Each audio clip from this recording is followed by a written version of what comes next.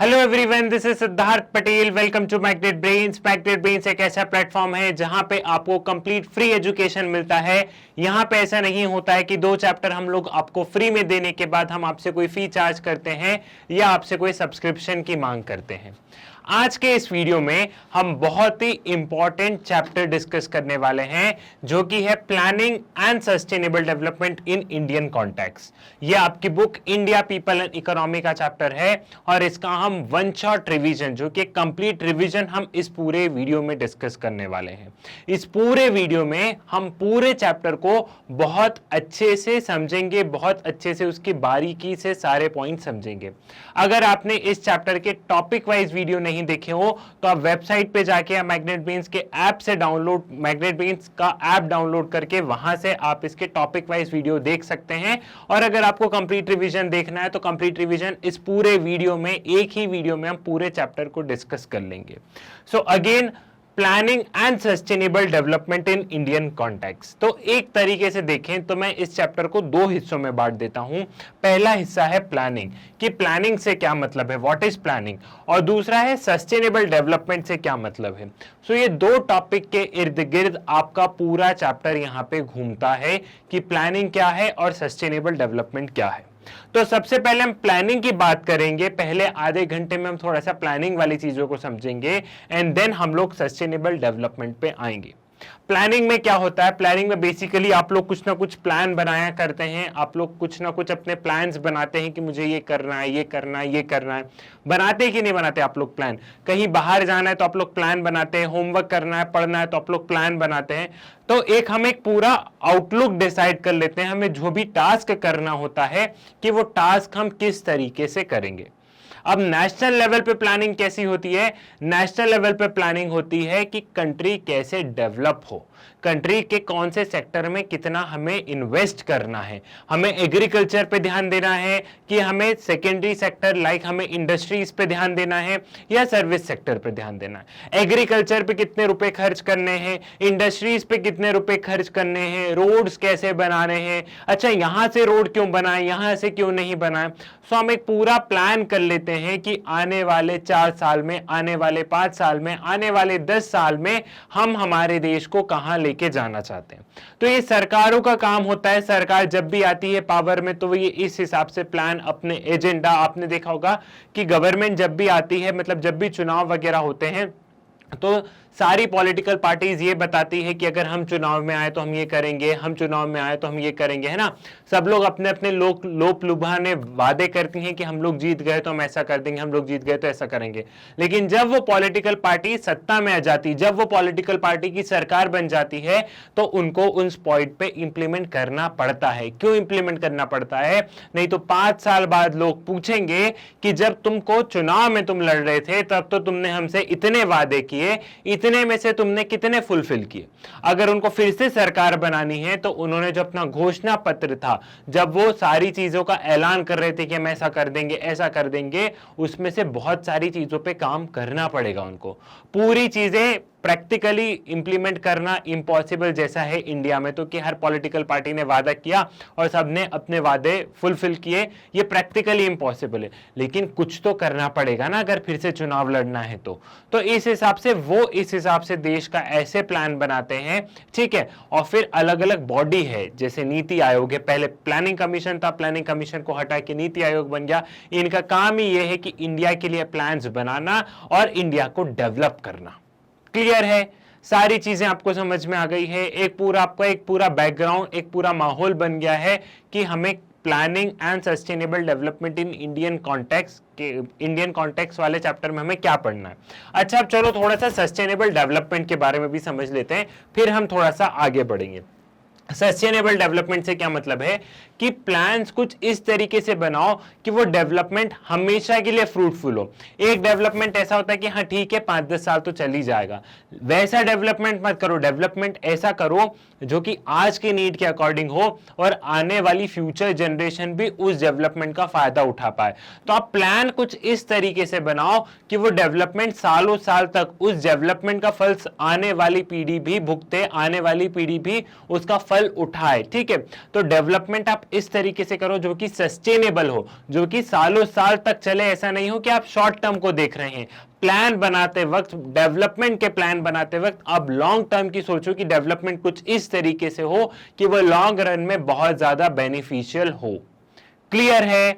Heading आपको पूरी अच्छे से समझ में आ गई है। और लास्ट वाला उसमें था इन इंडियन कॉन्टेक्स्ट। तो हम जो प्लानिंग है और जो सस्टेनेबल डेवलपमेंट है, इसको हम इंडिया की नजरों में बात करेंगे। यहां पे हम वर्ल्ड पे नहीं जाएंगे, हम यहां पे इंडिया की बात करेंगे। आपको चैप्टर का पूरा नाम, चैप्टर की पूरी हेडिंग और इस पूरे चैप्टर में हम क्या पढ़ने वाले हैं, ये सारी चीजें आपको यहां पे समझ में आ गई। एक पूरा माहौल बन गया है, सारी चीजें आपको एकदम क्रिस्प एंड क्लियर है यहां पे। ठीक है, स्टार्ट करें।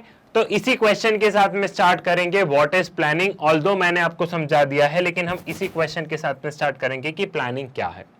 Planning is a process of thinking, formulation, a scheme or a program and implementation of a set of action to achieve some goal. It is a broad term. The most important objective of planning is to utilize resources in sustainable manner. Planning and sustainable development are complementary to each other. ठीक है, planning क्या है? Planning is a process of thinking. अब जब भी plan बनाते तो हम सोचते हैं कि मेरे पास मान लो 2000 रुपए हैं, मुझे इन 2000 रुपए को खर्च करना है। तो इन 2000 रुपए को जब भी मुझे खर्च करना है तो मैं बहुत अच्छे से सिस्टमैटिक वे से कि हाँ 100 रुपए यहाँ दे दूंगा, 200 यहाँ दे दूंगा, 1000 यहाँ पे दे दूंगा। तो हम एक बहुत सिस्टमैटिक वे में सोचते हैं कि इन रुपयों का क्या करना है। या अगर हमें हमारे कुछ गोल से रिलेटेड, हमें कुछ एग्जाम से रिलेटेड कि मेरा एग्जाम 1 महीने बाद है, तो मैं कैसे पढ़ूंगा? तो मंडे, ट्यूसडे, वेडनेसडे पढ़ लूंगा, थर्सडे, फ्राइडे, सैटरडे पढ़ लूंगा। तो हम एक पूरा प्लान बनाते हैं, हॉलिस्टिक हम लोग पूरा का पूरा यहाँ पे प्लान बना के रख देते हैं। ठीक है, सो हम क्या करते हैं, हम वहां सोचते हैं। Planning is a process of thinking. ठीक है, हम कुछ सोचते हैं और जो सोचते हैं फिर हम उस पर क्या करते हैं, हम उस पर अमल करते हैं। ठीक है, अब यहाँ पे कुछ बड़ी बातें हो गई। अब तक बचकानी सारी बातें हो गई। ठीक है, अब तक मतलब छोटे लेवल पे हमने चीजों को समझ लिया। अब हम थोड़े से यहाँ पे ब्रॉडर एंगल से यहाँ पे चीजों को समझने की कोशिश करते हैं। ठीक है, हम थोड़ा सा ब्रॉडर एंगल से यहाँ पे चीजों को समझेंगे। यहाँ पे क्या बताया गया है? The most important objective of planning is to utilize resources in sustainable manner. आपको ये पता है कि पॉपुलेशन बहुत ज्यादा है और रिसोर्सेज बहुत कम है। पॉपुलेशन बहुत ज्यादा है, हमारे पास पानी की कमी है। पॉपुलेशन बहुत ज्यादा है, हमारे पास लैंड की कमी है। पॉपुलेशन बहुत ज्यादा है, हमारे पास में जो जितने भी रिसोर्सेज हैं उन सब की बहुत कमी है। तो जो कमी है और जो पॉपुलेशन बहुत ज्यादा है, इनमें हमें कुछ तालमेल तो बैठाना पड़ेगा। ऐसा तो नहीं है कि हम लोगों को मार देंगे। यहाँ पे जैसे चाइना में एक समय पे जब पॉपुलेशन कंट्रोल पॉलिसी आई थी तो उन्होंने मतलब कुछ बहुत ज्यादा स्ट्रिक्ट मेजर अपनाए थे। वैसा तो इंडिया में नहीं होगा कि पॉपुलेशन को ही कम कर दो। पॉपुलेशन को कम करने के लिए मतलब गवर्नमेंट ऐसा करती है कि लोगों को एजुकेट करती कि हाँ ठीक है भैया, लोग एजुकेटेड रहेंगे तो एक फैमिलीज छोटी होती जाएंगी। ठीक है, उस हिसाब से। लेकिन हम ऐसा तो नहीं है कि बंदूक की नोक पे रख के हम लोग मारते जा रहे हैं, ऐसा तो नहीं संभव है ना। तो हम लोग क्या कर रहे हैं कि जो रिसोर्सेज है उनको कुछ इस तरीके से यूटिलाइज कर रहे हैं कि वो उस पूरे पॉपुलेशन का भार उठा सके। पानी है तो उस पानी का कुछ इस तरीके से हम लोग यूटिलाइज करेंगे कि किस तरीके से यूटिलाइज करेंगे कि वो जितनी भी जो पॉपुलेशन है उनके लिए वो पर्याप्त हो। ठीक है, तो यहाँ पे क्या है कि रिसोर्सेज बहुत कम है, लेकिन उन रिसोर्सेज का कुछ इस तरीके से यूटिलाइज किया जाए जो कि जितने भी लोग हैं उन सबकी नीड को फुलफिल किया जाए। अब कैसे? तो हम वहां पे प्लान बनाएंगे, हम उन रिसोर्सेज को यूटिलाइज करने का कि उन रिसोर्सेज को कैसे इस्तेमाल करें। वो पानी है उसको कैसे इस्तेमाल करें कि वो आने वाले कई सालों तक चलता रहे, मिलता रहे हमें वो पानी। तो उसके लिए हम प्लान बनाएंगे, हम एक प्रॉपर प्लान बनाएंगे ताकि वो पानी सबके लिए यूजफुल हो। सो यहाँ पे क्या हो रहा है कि जो प्लानिंग है और सस्टेनेबल डेवलपमेंट है, अब यही जो हमने देखा कि जैसे मैंने आपको पानी का उदाहरण दिया कि हम उसके लिए प्लान बनाएंगे, तो हम क्या कर रहे हैं, हम एक सस्टेनेबल डेवलपमेंट की बात कर रहे हैं कि वो जो पानी है उस पानी को कुछ इस तरीके से यूटिलाइज किया जाए कि वो सालों साल तक चलता रहे। तो ये सस्टेनेबल डेवलपमेंट वाली बात आ गई। सो यहाँ पे क्या है, प्लानिंग और सस्टेनेबल डेवलपमेंट जो है ये हमेशा साथ में चलते हैं, ये कॉम्प्लीमेंट्री है। हमें प्लानिंग और सस्टेनेबल डेवलपमेंट जब भी हम लोग प्लान करेंगे तो हमें इस तरीके से ही करना है कि हम वो डेवलपमेंट सालों साल तक उसके हमको रिजल्ट मिलते रहे। क्लियर है, समझ में आ गया? So the planning and sustainable development they are complementary to each other. ये क्या है? They are complementary to each other. Clear है? ये वाली चीज आपको यहां पे समझ में आ गई है। Now generally there are two approaches of planning which are. अब यहाँ पे हम क्या करेंगे, हम प्लानिंग की कुछ अप्रोचेस के बारे में समझेंगे, ठीक है, कि कौन कौन सी अप्रोचेस होती है। अब देखो, प्लान करने के अलग अलग तरीके होते हैं। जैसे आप लोग पढ़ते हैं तो पढ़ने के अलग अलग तरीके होते हैं। एक इंसान सुबह पढ़ता है, एक वही बच्चा रात भर पढ़ लेता है, एक सुबह उठ के पढ़ता है, कोई लेट के पढ़ रहा है, कोई गाने सुन के पढ़ रहा है, कोई टेबल पे अच्छे से बैठ के पढ़ रहा है। तो कोई भी काम करने के बहुत सारे तरीके होते हैं। तो प्लानिंग के भी बहुत सारे तरीके हैं। तो जनरली हमें यहाँ पे दो अप्रोच को पढ़ना है, हमें प्लानिंग के दो अप्रोचेस को समझना है। पहला अप्रोच क्या है? पहला अप्रोच है सेक्टोरल प्लानिंग। अब सेक्टोरल प्लानिंग क्या है कि यहाँ पे गवर्नमेंट कुछ ऐसी स्कीम्स बनाएगी, कुछ ऐसे प्रोग्राम्स बनाएगी जो कि स्पेसिफिकली कुछ सेक्टर्स को टारगेट करेंगे। जैसे एग्रीकल्चर को टारगेट करेंगे, जैसे प्राइमरी सेक्टर को टारगेट करेंगे, जैसे सेकेंडरी सेक्टर को टारगेट करेंगे। सेक्टोरल, यहाँ पे थोड़ा सा ध्यान दो, जो कि हमने आपकी फंडामेंटल्स ऑफ ह्यूमन ज्योग्राफी में हमारे इकोनॉमी के अलग अलग सेक्टर्स के बारे में देखा है। प्राइमरी, सेकेंडरी, टर्जरी, क्वाटरनरी, क्यूनरी, हमने अलग अलग सेक्टर्स के बारे में बात की है। तो यहां सरकार क्या करती है? यहां सरकार करती है कि वो प्लान कुछ इस तरीके से बनाती है कि वो सेक्टर्स को टारगेट करती है कि हमारा टारगेट एग्रीकल्चर में है, हमारा टारगेट मैन्युफैक्चरिंग इंडस्ट्री में, हमारा टारगेट सर्विसेज में है। तो गवर्नमेंट कुछ इस हिसाब से प्लान बनाती है, ठीक है। कंटेंट देखते हैं क्या है। It involves formulation and implementation of schemes or programs that aim to develop various sectors of economy such as agriculture, irrigation, manufacturing, power, construction, transport and communication, social infrastructure and services। यहाँ पे वही government कुछ इस हिसाब से plan, programmes, schemes बनाती है जो कि अलग अलग सेक्टर्स को टारगेट करते हैं। जैसे गवर्नमेंट ने सोचा कि मुझे अभी बिजली पे फोकस करना है, मुझे पावर सेक्टर पे फोकस करना है, ठीक है, मुझे भी roads and transport, communications, trade and transport पे फोकस करना है, मुझे भी टर्जरी सेक्टर पे फोकस करना है। तो गवर्नमेंट यहाँ पे डायरेक्ट सेक्टर्स पर फोकस कर जाती है, ठीक है। तो ये हो गया सेक्टोरल प्लानिंग। इसमें कुछ ऐसा टेक्निकलिटीज नहीं थी जो कि आपको समझ में नहीं आएगी, ठीक है। ये वाली चीज आपको क्लियर हुई, ये वाली चीज आपको यहाँ पे समझ में आ गई है। Then next, regional planning. Regional planning में क्या है? There is no uniform economic development over a space in any country. This means that some areas are more developed as compared to other areas. Regional planning's approach aims at reducing these regional imbalances in development. Regional planners have special perspective to make plans for balanced development of a region. अब regional planning में देखो, आपने देखा कि हमारा देश इतना बड़ा है, ठीक है, ये रहा हमारा देश, ये देश हमारा बहुत बड़ा है। तो क्या सारी जगह एक जैसी डेवलप है? बेंगलुरु में यहां डेवलपमेंट बहुत अच्छा है, दिल्ली में डेवलपमेंट अच्छा है, ठीक है, गुजरात में डेवलपमेंट अच्छा है, राजस्थान में डेवलपमेंट अच्छा है। लेकिन वहीं अगर हम चल जाएं तो नॉर्थ ईस्ट में डेवलपमेंट नहीं है, वहीं अगर हम चल जाएं तो जम्मू एंड कश्मीर में इतना डेवलपमेंट नहीं है, ठीक है। अगर वहीं हम देखें तो महाराष्ट्र के कुछ गांव में, मध्य प्रदेश के कुछ गांव में, गुजरात के कुछ गांव में वो डेवलपमेंट उतना नहीं है। तो हम एक प्लान पूरी कंट्री पे इंप्लीमेंट नहीं कर सकते हैं, हमें अलग अलग प्लान चाहिए, रीजन के हिसाब से प्लान चाहिए। जैसे नॉर्थ ईस्टर्न स्टेट्स का कुछ अलग रीजनल प्लान होना चाहिए, क्योंकि यहाँ पे माउंटेन एरियाज हैं, यहाँ पे ट्राइबल पॉपुलेशन ज्यादा है, तो यहाँ का एक अलग रीजनल प्लान होना चाहिए। दिल्ली की एक अलग डिमांड है, दिल्ली में ट्रैफिक है, बेंगलुरु में ट्रैफिक है, तो इनका अलग प्लान होना चाहिए, इनका प्लान इनके रीजन के हिसाब से होना चाहिए। जम्मू एंड कश्मीर में अलग समस्या है, टेररिज्म वगैरह इनकी समस्या है, तो यहाँ का प्लान अलग होना चाहिए डेवलपमेंट का। तो आप एक प्लान आप इतनी बड़ी कंट्री पे कैसे थोप सकते हो कि आपने कोई भी एक प्लान बना दिया और वो प्लान आपने इस पूरी कंट्री पे एक ही प्लान को थोप दिया, जबकि हर जगह की अलग अलग डिमांड है। यहाँ की डिमांड कुछ और है, यहाँ की डिमांड कुछ और है, यहाँ की डिमांड कुछ और है, ठीक है। तो हर एरिया की अलग अलग डिमांड है, तो उस हिसाब से प्लान्स भी अलग अलग होने चाहिए। और हम देखते हैं कि एक कोई भी देश में, सिर्फ इंडिया से ही सवाल नहीं है, चाहे आप यूएसए देखेंगे, चाहे आप रशिया देखेंगे, आप कोई भी कंट्री देखेंगे, तो सारे रीजन एक जैसे नहीं होते। कोई सा रीजन बहुत अच्छा होगा, कोई सा रीजन थोड़ा कम डेवलप होगा। तो जो कम डेवलप एरिया है उस पर थोड़ा सा विशेष ध्यान देके वहां पे कुछ अलग से कुछ पॉलिसी मेकर्स बैठा के उनसे कुछ स्पेशल प्लान बनाया जाए, ताकि जो एरिया ऑलरेडी पीछे रह चुका है उस एरिया को हम कैसे डेवलप बनाएं। तो ये हो गया रीजनल प्लानिंग।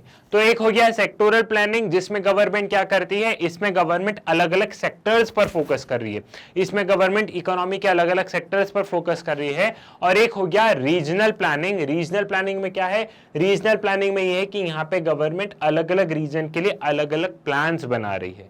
ठीक है, क्लियर हुआ, ये वाली चीज समझ में आई। रीजनल प्लानिंग क्या है, ये वाली चीज भी आपको यहाँ पे क्लियर हो गई है। ठीक है, अब हम यहाँ पे क्या करेंगे, यहाँ पे हम अलग अलग वो देखेंगे, लाइक रीजनल प्लानिंग में टारगेट एरिया प्लानिंग होता है, ठीक है, drought prone area, hill development area. ठीक है, तो यहाँ पे अलग अलग रीजन में कैसे कैसे प्लानिंग हो सकती है, हम उसके बारे में यहाँ पे समझने की कोशिश करेंगे। तो अब हम समझते हैं टारगेट एरिया प्लानिंग के बारे में। The planning process, which is done with reference to a special target area, is known as target area planning. The core focus of planning process is to promote development in economically backward areas. Economic development of a region depends on its resource base, but technology and investment are also required for economic development.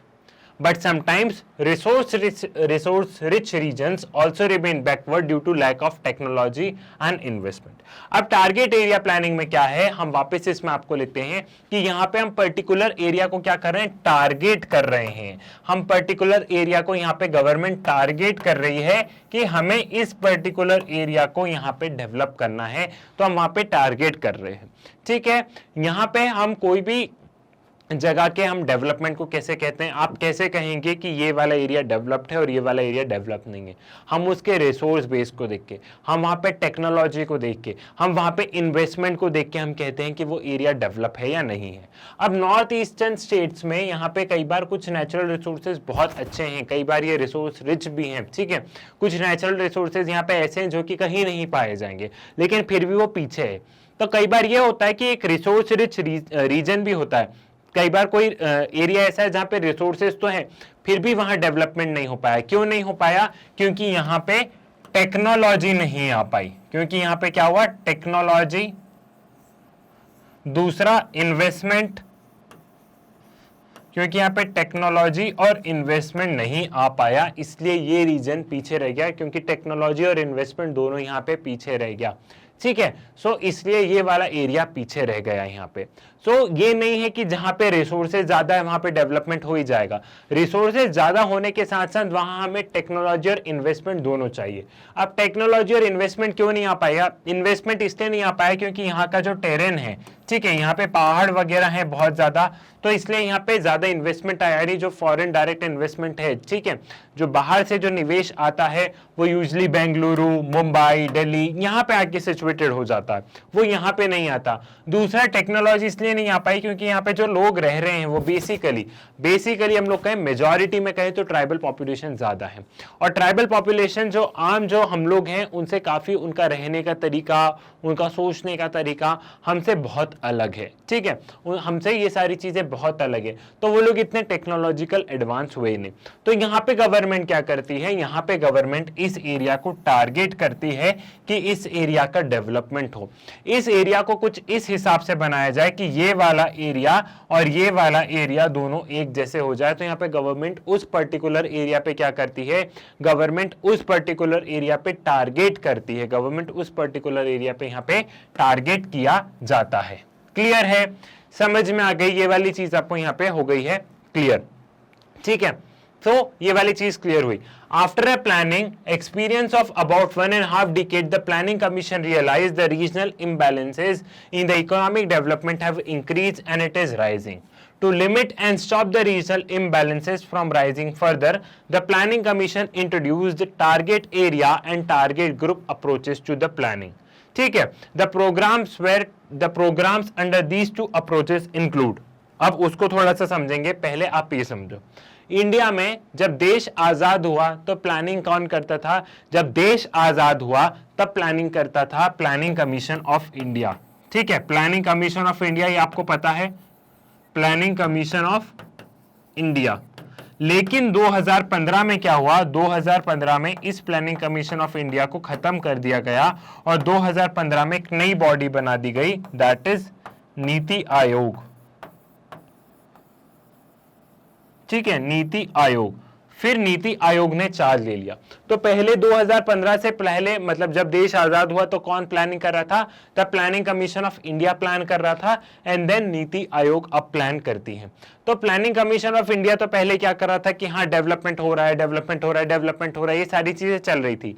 लेकिन planning commission of India ने देखा कि आजादी के 10, 15, 20 साल बाद उन्होंने देखा कि यहाँ पे रीजनल इम्बैलेंसेस बहुत ज्यादा है। रीजनल इम्बैलेंसेस मतलब वही है कि यहाँ डेवलपमेंट हो गया है लेकिन यहां नहीं हो पाया है, या फिर यहां डेवलपमेंट हो गया है लेकिन यहां डेवलपमेंट नहीं हो पाया। तो उन्होंने देखा रीजनल इम्बैलेंसेस बहुत हो गया है, तो उन्होंने टारगेट एरिया प्लानिंग और टारगेट ग्रुप प्लानिंग अपनाया गया। ठीक है, उन्होंने दो अप्रोच अपनाई गई, टारगेट एरिया और target group.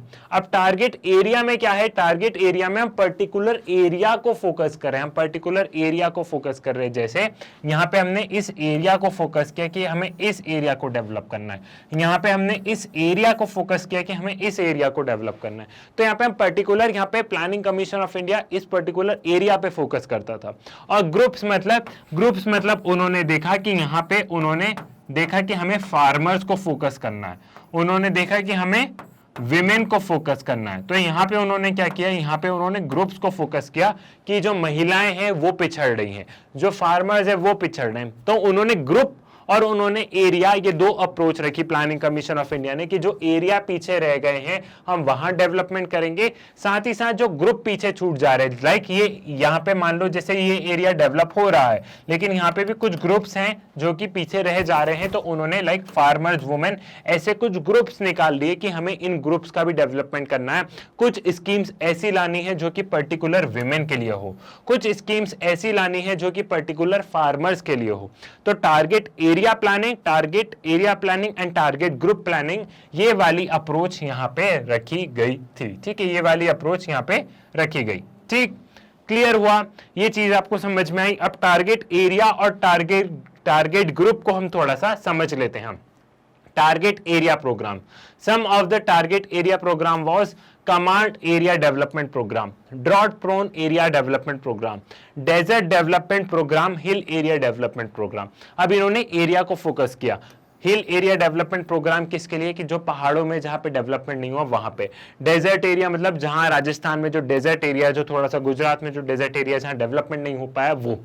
Drought prone area जहां सूखा पड़ा है। कमांड एरिया जहां पे हमने देखा नहर वगैरह ये सारी चीजें बनाई गई, मतलब जहां थोड़ा सा इरिगेशन में कमी वगैरह है वहां पे। तो इन्होंने एरिया को फोकस किया कि हमें माउंटेन्स को फोकस करना है, हमें डेजर्ट वाले एरिया पे फोकस करना है, तो इन्होंने एरिया वाइज यहां पे प्लान बनाए। ठीक है, then target group program, small some of the target group programs were small farmer development agency, marginal farmer development agency. In the 8th 5-year plan, special area programs were also designed to develop infrastructure in hill areas, northeastern areas, tribal areas and backward areas. यहाँ पे target area group programme में क्या हुआ था कि इन्होंने groups को farmer किया, जैसे इन्होंने फार्मर्स में ग्रुप्स को फोकस किया। ठीक है, जैसे इन्होंने क्या किया कि फार्मर्स में भी अलग अलग कैटेगरी बना ली, जो छोटे फार्मर्स हैं, जो बीच के फार्मर्स हैं, इनको इस हिसाब से डेवलपमेंट करना है, इनका इस हिसाब से डेवलपमेंट करना है, तो इन्होंने इस तरीके से बाइफरकेशन यहाँ पे कर लिया। ठीक है, तो टारगेट एरिया और टारगेट ग्रुप का आपको यहाँ पे डिफरेंस समझ में आ गया है। फिर यहाँ पे देखो कुछ फैक्चुअल चीजें हैं जो कि आपसे कभी एमसीक्यू के बेस पे भले पूछा जाए तो पूछा जाएगा, वरना ऐसे नहीं, एमसीक्यू बेस में या 1 मार्क में भले पूछा जाएगा। 8th 5-year प्लान में क्या हुआ, 8th 5-year प्लान जो प्लानिंग कमीशन ऑफ इंडिया ने जो अलग अलग प्लान्स बनाए उसमें 8th 5-year प्लान में बात की गई कि स्पेशल एरिया प्रोग्राम्स हम लोग चलाएंगे जिसमें hill area, north eastern area, tribal area, backward area को डेवलप करेंगे। तो जो 8th 5-year प्लान है उसमें क्या किया गया, उसमें स्पेशल एरियाज पे फोकस किया गया कि नॉर्थ ईस्टर्न स्टेट्स का ये होगा, हिल एरिया का ये होगा। तो यहाँ पे 8th 5-year प्लान में क्या हुआ, टारगेट एरिया प्रोग्राम की एक तरीके से शुरुआत हमने यहाँ पे देखी है। क्लियर हुई, ये वाली चीज भी आपको समझ में आ गई। सो ये आपको अब तक की जितनी भी चीजें हैं, आई होप ये सारी चीजें आपको समझ में आ गई होगी। एक क्विक रिकैप हम यहाँ पे करते हैं, नहीं तो ऐसा हो जाएगा मैं आगे पढ़ाते जाऊंगा भूलते जाएंगे। प्लानिंग क्या है आपको समझ में आ गया, सस्टेनेबल डेवलपमेंट क्या है अभी के लिए आपको समझ में आ गया। सस्टेनेबल डेवलपमेंट पे हम और 15-20 मिनट बाद हम फिर डिटेल में जाएंगे। प्लानिंग क्या है, सस्टेनेबल डेवलपमेंट क्या है, ये आपको समझ में आ गया। सेक्टोरल प्लानिंग क्या है ये भी आपको क्लियर हो गया। देन रीजनल प्लानिंग क्या है ये भी आपको समझ में आ गया। देन हमने यहाँ पे क्या किया, देन हमने यहाँ पे टारगेट एरिया प्लानिंग को समझा। टारगेट एरिया प्लानिंग के अंदर हमने देखा कि टारगेट एरिया और टारगेट ग्रुप ये दोनों भी हम इनको भी समझ गए कि टारगेट एरिया क्या होता है और टारगेट ग्रुप प्लानिंग क्या होता है, ये भी हमने यहाँ पे देख लिया, ये भी हमने यहाँ पे समझ लिया। तो आई होप यहां तक की तो चीजें आपको सेंस कर रही है। अब हम लोग क्या करेंगे, अब हम लोग एक एक करके, अब हम हिल एरिया डेवलपमेंट प्रोग्राम क्या होता है, डेजर्ट एरिया डेवलपमेंट प्रोग्राम क्या होता है, drought prone area development program क्या होता है, कमांड एरिया डेवलपमेंट प्रोग्राम क्या होता है, इन सभी चीजों को अब हम क्या करेंगे, इन सभी चीजों को अब हम डिटेल में पढ़ेंगे। चीजें सिंपल है, आप लोग हेडिंग पढ़ के ही समझ जाएंगे, कुछ भी टेक्निकलिटीज नहीं है। ठीक है, तो समझ में आया यहां तक। शुरुआत करते हैं, अब हम लोग किससे शुरुआत करेंगे, अब हम लोग स्टार्ट करते हैं हिल एरिया डेवलपमेंट प्रोग्राम से। Hill area development program were initiated during 5th 5-year plan. कब आया था ये, 5th 5-year प्लान में आया था। ठीक, covering 15 district which comprise of hilly districts of Uttar Pradesh present Uttarakhand. अब पहले उत्तर प्रदेश ही हुआ करता था, लेकिन बाद में हमने देखा था कि अलग अलग और बहुत सारे स्टेट्स का फॉर्मेशन हुआ है। आप लोगों ने स्टेट का फॉर्मेशन पढ़ा है पॉलिटिकल साइंस में। तो पहले उत्तर प्रदेश हुआ करता था, लेकिन फिर उत्तर प्रदेश में बाइफर्केशन हुआ, उत्तराखंड उत्तर प्रदेश बना। ठीक है, मतलब उत्तराखंड अलग हुआ उत्तर प्रदेश से। सो उस समय देखें तो 15 डिस्ट्रिक्ट जो कि उत्तर प्रदेश में आती थी, लेकिन आज के तारीख में ये डिस्ट्रिक्ट कहां पे आ रही है, आज के तारीख में डिस्ट्रिक्ट आ रही है उत्तराखंड में। ठीक है, तो इसमें कंफ्यूज नहीं होना है। फिर Mikir hills, north Cachar hills of Assam, in Darjeeling hills of west Bengal and Nilgiris in Tamil Nadu. तो ऐसे करके देखो भैया, कुछ 15 डिस्ट्रिक्ट थी, कुछ अलग अलग और भी थी, जैसे दार्जिलिंग हिल्स थी जो कि वेस्ट बंगाल में है, नीलगिरीज है जो कि तमिलनाडु में है। ठीक है, और यहाँ पे कुछ 15 डिस्ट्रिक्ट उत्तराखंड में। तो ऐसे करके ये कुछ इन्होंने डिस्ट्रिक्ट आइडेंटिफाई किया था जो कि हिली एरियाज में थी। ठीक है, कुछ डिस्ट्रिक्ट्स इन्होंने आइडेंटिफाई किया और इसमें क्या किया, इसमें इन्होंने डेवलप किया और डेवलप इन्होंने इनकी नीड के हिसाब से किया कि यहाँ पे कैसा डेवलपमेंट हो सकता है। अब यहाँ पहाड़ों का डेवलपमेंट दिल्ली और बेंगलुरु के डेवलपमेंट से तो अलग होगा ना, तो इन्होंने इनकी नीड के हिसाब से यहाँ पे डेवलपमेंट किया, स्कूल्स बनाना, ये सारी चीजें बनाना। ठीक है, सो उस हिसाब से यहाँ पे डेवलपमेंट हुआ। क्लियर है, इतना आपको यहाँ पे समझ में आ गया। The National Committee on Development on Backward Areas in 1981 defined backward hill areas as hill areas in country having height above 600 meter and not covered under sub-tribal plan should be treated as backward hill areas। फिर जो national committee on development on backward area है, national committee on development on backward area ने बताया कि हम हिल area development program में किस किस को लेंगे, हम हिल एरिया डेवलपमेंट प्रोग्राम में उनको लेंगे उन एरियाज को लेंगे जहां पे 600 मीटर से ऊंची हाइट पे वो सिचुएटेड है। मतलब ठीक है, 600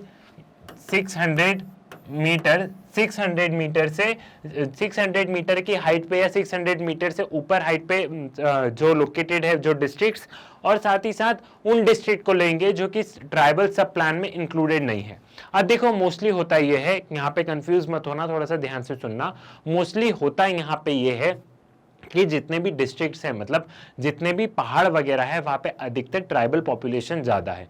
अब ट्राइबल पॉपुलेशन ज्यादा है तो वहां पे ऑलरेडी क्या हो रहा है, ट्राइबल्स लोगों के लिए ऑलरेडी प्लान्स बने हुए हैं, ट्राइबल सब प्लान्स। और गवर्नमेंट एसटी कम्युनिटी के लिए, जो शेड्यूल्ड ट्राइब कम्युनिटी है, उनके लिए बहुत सारे प्रोग्राम्स लेके आती है, बहुत सारे डेवलपमेंट के प्रोग्राम लेके आती है।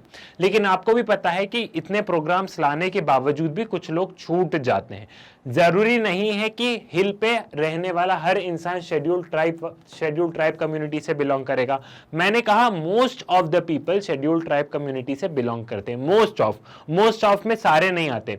कुछ लोग ऐसे हैं जो कि शेड्यूल्ड ट्राइब में नहीं आते, कुछ एरिया ऐसे हैं जो कि शेड्यूल्ड ट्राइब में नहीं आते हैं, तो उनका तो इस हिसाब से डेवलपमेंट हो ही नहीं पाएगा। तो उनके लिए लेके आया गया hill area development program. Hill area development program में क्या है, हिल एरिया डेवलपमेंट प्रोग्राम में यह है कि वो एरिया जिनकी हाइट 600 मीटर से ऊपर हो, 600 मीटर से ऊपर सिचुएटेड हो, और यहाँ पे जो भी लोग रह रहे हैं ये ट्राइबल सब प्लान में इंक्लूडेड नहीं हो, तो वो आ जाएंगे हिल एरिया डेवलपमेंट प्रोग्राम में। क्लियर है, समझ में आ गया। इस टेक्निकलिटी को कहीं पे लिख लेना। लिख क्यों लेना? क्योंकि ये कई बार आपसे एमसीक्यू में पूछा जा सकता है, तो ये वाली टेक्निकलिटीज को आप कहीं ना कहीं लिख के रखना है आप लोगों को। क्लियर है कि हिल एरिया डेवलपमेंट प्रोग्राम में कौन कौन आएगा, एक बार मैं फिर से रिवाइज करवा देता हूं। हिल एरिया डेवलपमेंट प्रोग्राम में वो एरिया आएंगे जिनकी हाइट 600 मीटर से ज्यादा हो, और वो लोग जो कि ट्राइबल सब प्लान में इंक्लूडेड नहीं हो, जो लोग बच गए हैं, वो आएंगे हिल एरिया डेवलपमेंट प्रोग्राम में। और ये किसने डिफाइन किया था? ये डिफाइन किया था national committee on development of backward areas. 1981 में इस चीज को डिफाइन किया गया। 1981 में बताया गया कि हिल एरिया डेवलपमेंट प्रोग्राम में कौन कौन से लोग इंक्लूडेड है, कौन कौन से एरिया इंक्लूडेड है और कौन सी चीजें इंक्लूडेड नहीं है। क्लियर है, समझ में आ गया। ये वाली चीज आपको यहां पे क्लियर हो गई है। The detailed plan for development of hill areas were made by taking into the consideration of topographical, ecological, social and economic condition of the hill areas. These programs aimed at harnessing the local resources of hill areas by developing industries like horticulture, plantation, agriculture, animal husbandry, forestry, small scale village based industries, etc. ठीक है, यहाँ पे क्या है, साथ ही साथ में यहाँ पे जो डेवलपमेंट प्लान बनाया गया, जो हिल एरिया डेवलपमेंट प्लान्स बनाया गया, तो यहाँ पे जो यहाँ के लोग रह रहे हैं इनकी नीड के अकॉर्डिंग बनाया गया। ऐसा नहीं है कि एक प्लान ही, जो मैंने आपको बताया कि एक प्लान पूरी कंट्री पे नहीं थोपा जा सकता ना, तो इनके लिए भी इनके नीड के हिसाब से, इनकी इकोनॉमी कैसे है, ये लोग कितने पढ़े हैं, इनको पॉलिटिकल अवेयरनेस कितनी है, इनका कल्चरल बैकग्राउंड कैसा है, उस हिसाब से प्लान बनाया गया, ताकि सारी चीजों को हम साथ में लेके चले। और फोकस किस पे किया गया? फोकस किया गया प्लांटेशन पे, फोकस किया गया एग्रीकल्चर पे, फोकस किया गया जो विलेज की जो इंडस्ट्री होती है, जो हाथों से जो सामान बना लेते हैं उस पे, एनिमल हस्बेंड्री पे फोकस किया गया, ठीक है, हॉर्टिकल्चर पे फोकस किया, फूल वगैरह लगाओ, सब्जी वगैरह लगाओ, इन पे फोकस किया, ताकि इन लोगों को रेवेन्यू अच्छा खासा मिले, ये लोग वो चीज बेच सके और इनको रेवेन्यू भी अच्छा खासा मिले। तो इन सारी चीजों पे गवर्नमेंट ने बहुत ज्यादा फोकस किया। गवर्नमेंट ने इन सारी चीजों पे इन लोगों को सब्सिडीज दी कि तुम लोग फूल लगाओ, फूल बेचो, हम तुमको सब्सिडी देंगे। तो इनसे इनके पास रुपया तो अल्टीमेटली इनका ग्रोथ हुआ वहां पे। ठीक, समझ में आ गया। हिल एरिया डेवलपमेंट प्रोग्राम की ये वाली चीजें आपको क्लियर हो गई।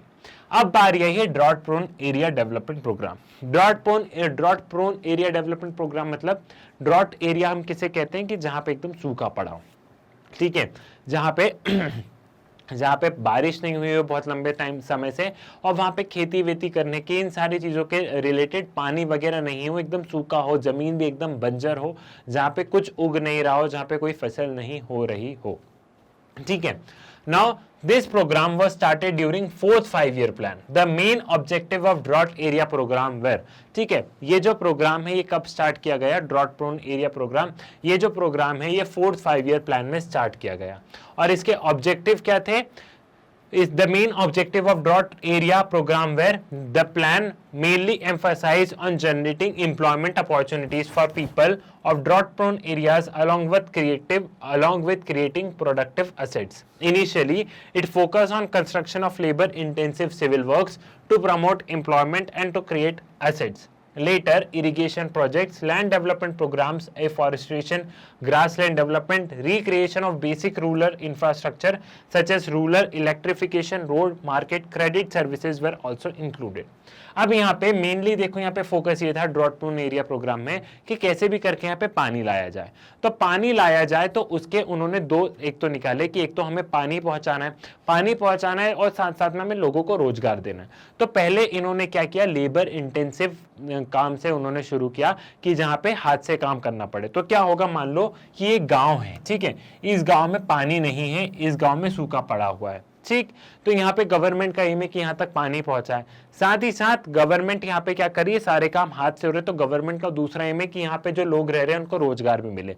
तो गवर्नमेंट ने क्या किया, इसी गांव के 15 लोगों को रोजगार दिया और बोला कि यहाँ पे ये जो पास वाले गांव में यहाँ पे नहर जा रही है, तो इस नहर को खोद के थोड़ा सा यहाँ पे लेके जाओ। तो ऐसे करके इन्होंने लेबर इंटेंसिव चीजें शुरू करी। गवर्नमेंट ने बोला कि चलो तुम्हारे गांव में पानी की कमी है तो हम तुमको रोजगार देते हैं। 15 लोगों को काम पे लगाया, इनसे बोला तुम एक तालाब खोदो। तो एक तो इनको रुपए के के रुपए भी मिल गए, मतलब रोजगार भी मिल गया, साथ ही साथ पानी की व्यवस्थाएं भी हो गई। तो गवर्नमेंट ने पहले ये टेक्निक अपनाई। फिर गवर्नमेंट ने क्या बोला, गवर्नमेंट ने बोला कि नहीं, हम थोड़ा सा और आगे बढ़ते हैं, पानी नहीं, फिर गवर्नमेंट ने बोला कि हम कुछ ऐसा करते हैं कि इनके यहाँ खेती भी अच्छी खासी हो जाए। तो फिर इन्होंने बड़े बड़ी नहर लेके आई, ठीक है, ये बड़े बड़े वाटर कैनाल्स, बड़ी बड़ी नहर लेके आए जिससे कि खेती के लिए इनको पानी मिले, ठीक। फिर इन्होंने पेड़ उगाए, एफॉरेस्टेशन वाली चीजें की, ठीक। तो इससे क्या हो रहा था, ये लोग एसिड्स भी बनाते जा रहे थे, ये अब एक तरीके से एसिड हुआ, नहर आया तो जीवन भर की बेफिक्री हो गई, हमेशा पानी आते जाते रहेगा। रोड्स बनाए, बिजली पहुंचाई, साथ साथ में इन्होंने क्या किया, साथ साथ में लोगों को रोजगार भी देते गए। तो एसिड्स भी बनते गए और लोगों को रोजगार भी देते गए। तो ये जो चीजें थी, ये क्या हो रहा था, यहाँ पे गवर्नमेंट क्या कर रही थी, यहाँ पे गवर्नमेंट दो तीन चीजें साइमल्टेनियसली कर रही थी। पानी का पानी आ गया जहां पे सूखा था, साथ ही में लोगों को रोजगार भी मिल गया। क्लियर है। तो ये था drought prone area development program. The National Committee on Development of Backward Area reviewed the program of drought-prone area development program. It has been observed that this program is mainly limited to the development of agriculture and allied sector with major focus on restoration of ecological balance. फिर वही national committee on development of backward area ने क्या किया, उन्होंने इस programme को review किया। अब देखो, जब भी कोई चीज बन जाती है तो हम उसे रिव्यू करते हैं ना। मान लो आपने कोई चीज करी है तो आप उसे रिव्यू करोगे कि मैंने सही किया या गलत किया। आपने पढ़ा है तो आप एग्जाम दे के आओगे, तो एग्जाम क्या एक तरीके से रिव्यू है आपका, कि आपने जो पढ़ा वो आपके दिमाग में गया नहीं गया, तो एक तरीके से रिव्यू हो रहा है उस चीज का। तो national committee on development of backward areas ने ये रिव्यू किया, क्या रिव्यू किया इन्होंने ये रिव्यू किया कि ये जो प्रोग्राम है drought prone area development program, इसने कुछ काम भी किया है या नहीं किया। तो इन्होंने रिपोर्ट में ये बताया कि काम तो किया है, लेकिन यहाँ पे मेनली फोकस किस पे किया गया, एग्रीकल्चर और एग्रीकल्चर से रिलेटेड एरिया पे फोकस किया गया है। यहाँ पे पानी तो पहुंचाया गया है और लोगों को रोजगार भी मिला है, लेकिन लोगों को रोजगार, पानी, इन सारी चीजों में इन्होंने सिर्फ एग्रीकल्चर और एग्रीकल्चर से रिलेटेड एरिया पर फोकस हुआ है, ये इसकी रिपोर्ट में आया था। क्लियर है। यहां तक आई थिंक आपको चीजें समझ में आ गई है, यहां तक आपको चीजें सेंस कर रही है, ठीक है। Now however, growing population pressure is forcing the society to use even marginal lands for agriculture, which is leading to ecological degradation. Thus, there is need to promote alternative employment opportunities in drought-prone areas. The other strategies of development of these areas include adoption of integrated watershed development at micro level. The basic consideration in the strategy of development of drought-prone area should be restoration of ecological balance between water, soil, plants, human and animal population. अब उन्होंने देखा कि क्या हो रहा था, कि जैसे कि मैंने बताया कि planning is all about resources and people, ठीक है। तो हमने ये बात की थी, मैंने, अगर आपको ध्यान हो तो मैंने आपको ये बताया था कि रिसोर्सेज हैं हमारे पास में कम, जो रिसोर्सेज हैं, रिसोर्सेज हो गए हैं कम और पॉपुलेशन हो गई है ज्यादा। सो इन सारी चीजों का तालमेल ही करना इज ऑल अबाउट प्लानिंग। और पॉपुलेशन हो गई है ज्यादा, रिसोर्सेज हो गए हैं कम, पॉपुलेशन हो गई है ज्यादा। तो इन दोनों के तालमेल को बैठाना ही हमने इसको प्लानिंग कहा था। अब जब पॉपुलेशन ज्यादा हो गई है, रिसोर्सेज कम हो गए हैं, तो क्या हो रहा था, लोगों को तो रोजगार चाहिए भैया, लोगों के तो हाथ में पैसा चाहिए, क्योंकि बिना पैसे के कुछ नहीं होता है। आपको कोई भी चीज लेने जाना तो सारी चीजें पैसों से मिलती है, तो लोगों को रोजगार चाहिए। तो उन्होंने ये देखा था कि कुछ लोग, कुछ एरियाज ऐसे थे, ड्रॉट प्रोन एरिया की बात हो रही है यहाँ पे, कि एक तो वो एरिया जहाँ पे पहले से ही सूखा हो, और वहां पे भी कुछ खेत ऐसे थे कि जो एकदम बंजर हो गए थे, जो किसी काम के नहीं थे। लेकिन उसके बावजूद भी यहाँ पे जो लोग थे, वो लोग क्या कर रहे थे, उस मार्जिनल लैंड पे जाके खेती करने लग गए थे, ठीक है। उस मार्जिनल लैंड पे जाके खेती करने लग गए थे। क्यों खेती करने लग गए थे, क्योंकि इन लोगों के पास जमीन नहीं थी। अब भले ही इन्हें पता है कि इस बंजर जमीन में कुछ नहीं होना, उसके बावजूद भी ये लोग खेती कर रहे हैं, कुछ ना कुछ कर रहे हैं कि इतना सा तो होगा, उसी से हो सकता है काम चल जाए। तो यहाँ पे हमने देखा कि लैंड डिग्रेडेशन बहुत ज्यादा होने लग गया। एक तो वैसे ही पानी की कमी, ठीक है, यहाँ पे, और ऊपर से तुम और बंजर जमीन पे और खेती वगैरह कर रहे हो, तो और तुम लैंड को बेकार कर रहे हो। तो यहाँ पे ऐसा था कि गवर्नमेंट को कोई दूसरी स्ट्रेटेजी अपनानी पड़ेगी। तो गवर्नमेंट ने कुछ वाटरशेड डेवलपमेंट प्रोग्राम्स लेके आए, रेन वाटर हार्वेस्टिंग हो गया, तालाब वगैरह खोदना, इंटरलिंकिंग ऑफ रिवर, 2-3 नदियों को मिला देना, ठीक है। साथ ही साथ में गवर्नमेंट को कुछ अल्टरनेटिव भी सोचना था रोजगार के लिए कि फिर चलो लोगों को रोड पे लगा दो। अल्टीमेटली आप लोगों के रुपए दोगे तो वो सारी चीजों में, मतलब आप उनको काम दोगे तो वो इन सारी चीजों से बचेंगे, लेकिन अब उनके पास काम नहीं है तो अल्टीमेटली इंसान तो काम करना चाहेगा ना, तो फिर गवर्नमेंट ने यहाँ पे थोड़ी सी अप्रोच चेंज करनी पड़ी गवर्नमेंट को लॉन्ग रन में सोचना पड़ा। ठीक है, समझ में आया? ये वाली चीज भी आई थिंक आपको यहाँ पे क्लियर है, इसमें इतना कुछ नहीं है टेक्निकलिटीज जितना कि आपको ऐसा लग रहा है, तो ये वाली चीज भी आपको यहाँ पे समझ में आ गई है, ये वाली चीज भी आपको यहाँ पे क्लियर है। ठीक है, now in 1967 planning commission identified 67 districts entirely or partly as a drought prone areas. Drought prone areas in India include semi arid and arid tract of Rajasthan, Gujarat, western Madhya Pradesh, ठीक है, Maharashtra, Telangana, Karnataka, then highlands and interior parts of Tamil Nadu. Due to advancement of irrigation facility, drought prone areas of Haryana and Punjab and northern Rajasthan do not face drought. फिर 1967 में क्या किया गया? 1967 में planning commission ने कुछ एरियाज निकाले, कुछ 67 डिस्ट्रिक्ट्स निकाले जहां पे बहुत ज्यादा सूखा है, जहां पे एकदम सूखा ही पड़ गया है हमारे देश में। अब ये एरिया कौन कौन से थे? कुछ राजस्थान के थे डेजर्ट वाले साइड, कुछ गुजरात के थे वही थोड़ा सा वहां पे डेजर्ट, और वो जो रन ऑफ कच्छ वाले साइड वहां पे वो वाले जो एरिया है वहां पे मध्य प्रदेश के कुछ रीजन थे, तेलंगाना, महाराष्ट्र के कुछ कुछ रीजन्स थे। लेकिन पंजाब और हरियाणा में क्या हुआ? पंजाब और हरियाणा में हमें ड्रॉट प्रोन एरियाज देखने को इसलिए नहीं मिले क्योंकि वहां पे इरिगेशन फैसिलिटी कंटिन्यूअसली सरकार इंप्रूव कर रही थी। ठीक है, तो ये एक इसका ओवरव्यू रहा। Planning commission of India areas को डिमार्केट किया और फिर उस हिसाब से प्लानिंग कमीशन ऑफ इंडिया का काम क्या था? प्लानिंग कमीशन ऑफ इंडिया का काम था प्लान्स बनाना और देश के डेवलपमेंट में हेल्प करना कहीं ना कहीं से। ठीक है, क्लियर हुआ? ये वाली चीज आपको यहाँ पे समझ में आ गई है, ये वाली चीज आपको यहाँ पे क्लियर हो गई है। यहाँ तक आई थिंक आपको सारी चीजें समझ में आ गई है। नाउ अब हम बात करेंगे overview of planning perspective in India. India के पूरे हम थोड़े से प्लानिंग पर्सपेक्टिव को हम यहाँ पे समझने की कोशिश करेंगे। India has adopted centralized planning after independence, but gradually it changed into decentralized multi-level planning. The responsibility of formulating plan was planning commission at the state and district levels. ठीक है, planning commission at center, state and district level. The Niti Aayog replaced the planning commission on 1st July 2015. Niti Aayog has set up with an objective to involve the state in the economic policy making for India to provide strategic and technical advice to center and state government. अब देश आजाद हुआ तो देश को plan करने के लिए हमें एक बॉडी की जरूरत थी, क्योंकि उस समय आप देखते थे लिटरेसी लेवल इतना ज्यादा नहीं था। देश आजाद हुआ तो अंग्रेज किस हालत में छोड़ के गए थे ये भी आपको पता है। अब सरकार आ गई, सरकार बन भी गई, नेहरू जी ने सरकार बना भी दी, लेकिन सरकार बनने से काम नहीं होता ना, अल्टीमेटली आपको देश का डेवलपमेंट करना होगा। तो इसके लिए एक अलग से बॉडी बनाई गई जो कि प्लानिंग कमीशन ऑफ इंडिया के नाम से जानी गई। प्लानिंग कमीशन ऑफ इंडिया का एकमात्र एक ही काम था कि देश के लिए प्लान बनाना। 5 ईयर प्लान बनाता था प्लानिंग कमीशन, क्या प्लान बनाइए और उस प्लान को इंप्लीमेंट करेगी सरकार, उस प्लान को इंप्लीमेंट करेंगे ब्यूरोक्रेट्स, उस प्लान को इंप्लीमेंट करेंगे गवर्नमेंट ऑफिशियल, आप लोग हमें प्लान बना के दे दीजिए। तो ये प्लानिंग कमीशन ऑफ इंडिया का काम था। तो 5 ईयर प्लान हमारे यहाँ चलते थे।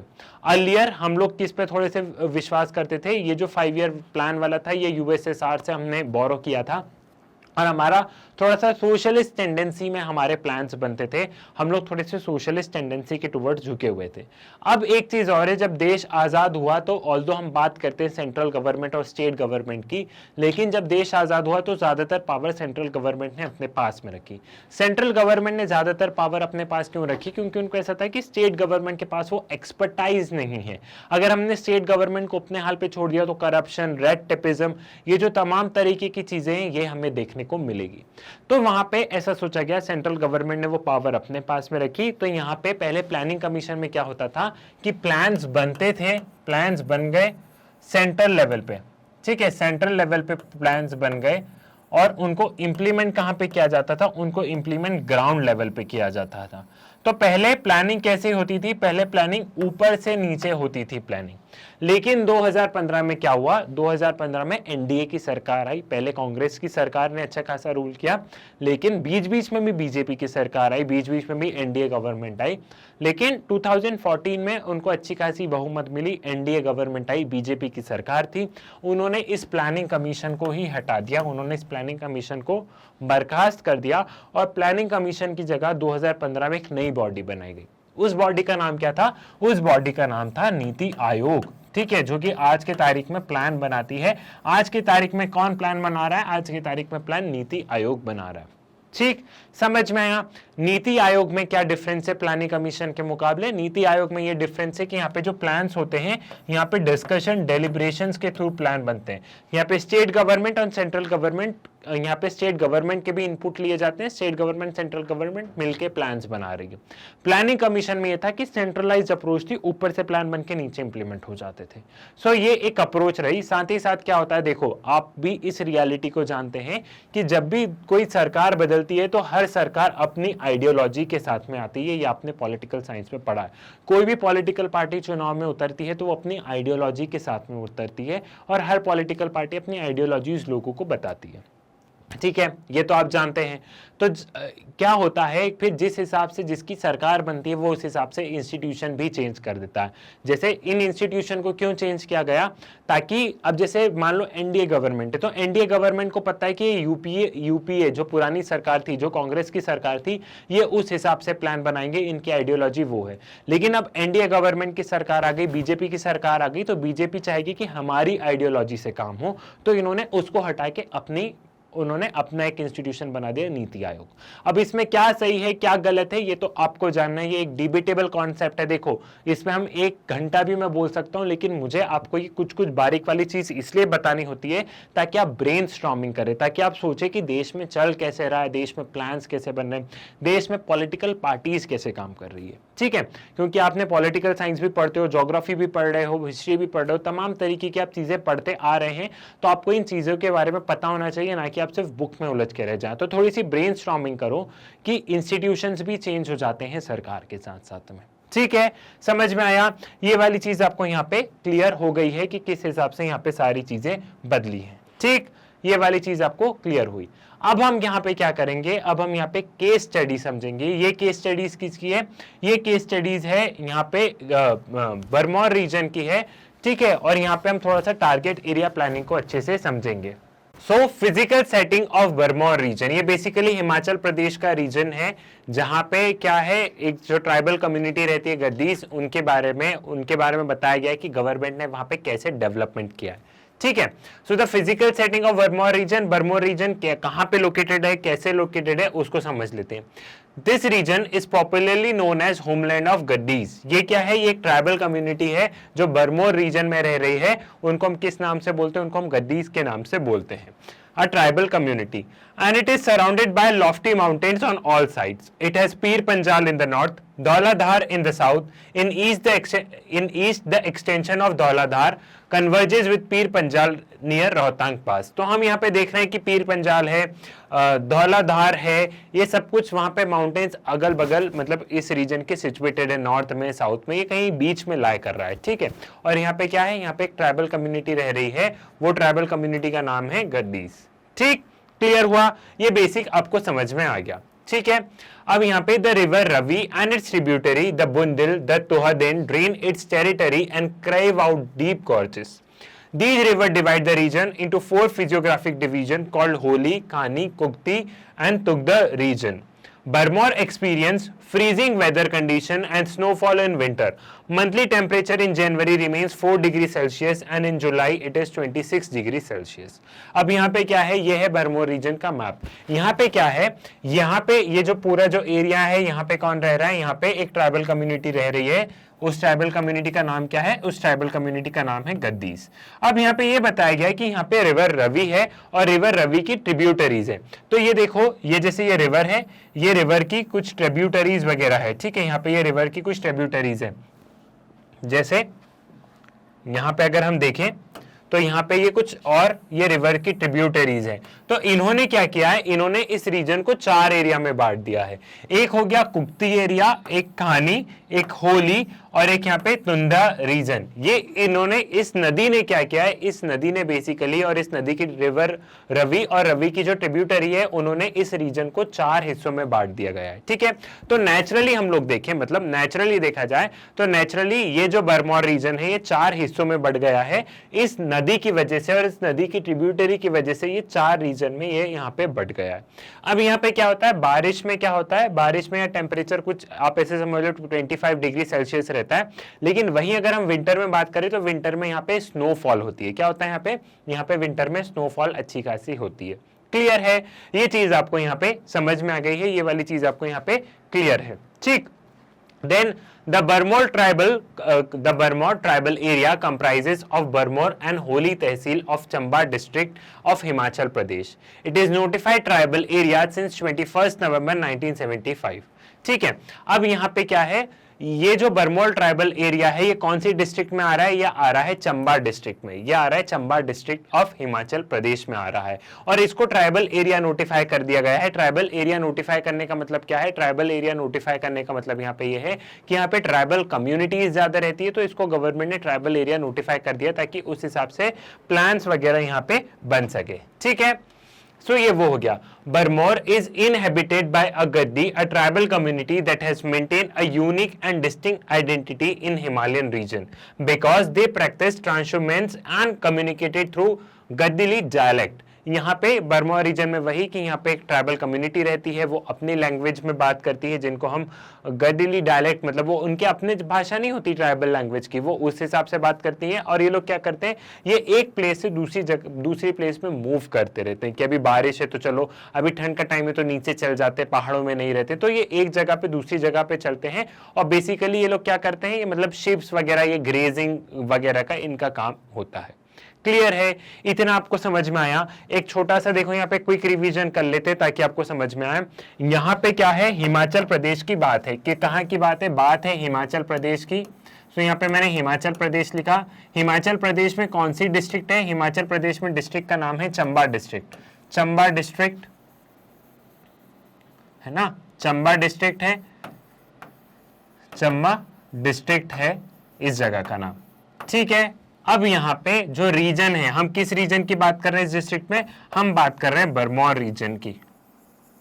ठीक है, बरमौर रीजन की हम लोग यहाँ पे बात कर रहे हैं। यहाँ पे कौन रह रहा है बरमौर रीजन में, यहाँ पे रह रही है एक ट्राइबल कम्युनिटीज जिनका जो कि गद्दीस के नाम से फेमस है। तो यहाँ पे ये ट्राइबल कम्युनिटी रह रही है। इस रीजन ने क्या किया है, यहाँ पे इस बरमौर रीजन में बेसिकली इस एरिया को ट्राइबल एरिया नोटिफाई कर दिया गया है। ट्राइबल एरिया नोटिफाई कर दिया गया है गवर्नमेंट के टूवर्ड से, ट्राइबल एरिया नोटिफाई कर दिया गया है। ट्राइबल एरिया नोटिफाई करने से क्या हुआ कि यहाँ पे जितने भी ट्राइबल कम्युनिटीज के लिए जो गवर्नमेंट प्लान्स वगैरह बना रही है वो सीधे यहाँ पे आके इंप्लीमेंट हो जाएंगे। अब जो बरमौर रीजन है वो नेचुरली 4 पार्टों में डिवाइड हो गया है due to river Ravi. Naturally 4 parts में डिवाइड हो गया है, 4 पार्ट्स में क्या हो गया, 4 पार्ट्स में डिवाइड हो गया है due to river Ravi and its tributary, due to river Ravi and its tributary. ठीक है, वो 4 पार्ट में डिवाइड कर दिया गया है due to river Ravi and its tributary. Clear है, ये चीज आपको यहाँ पे पूरी समझ में आ गई है।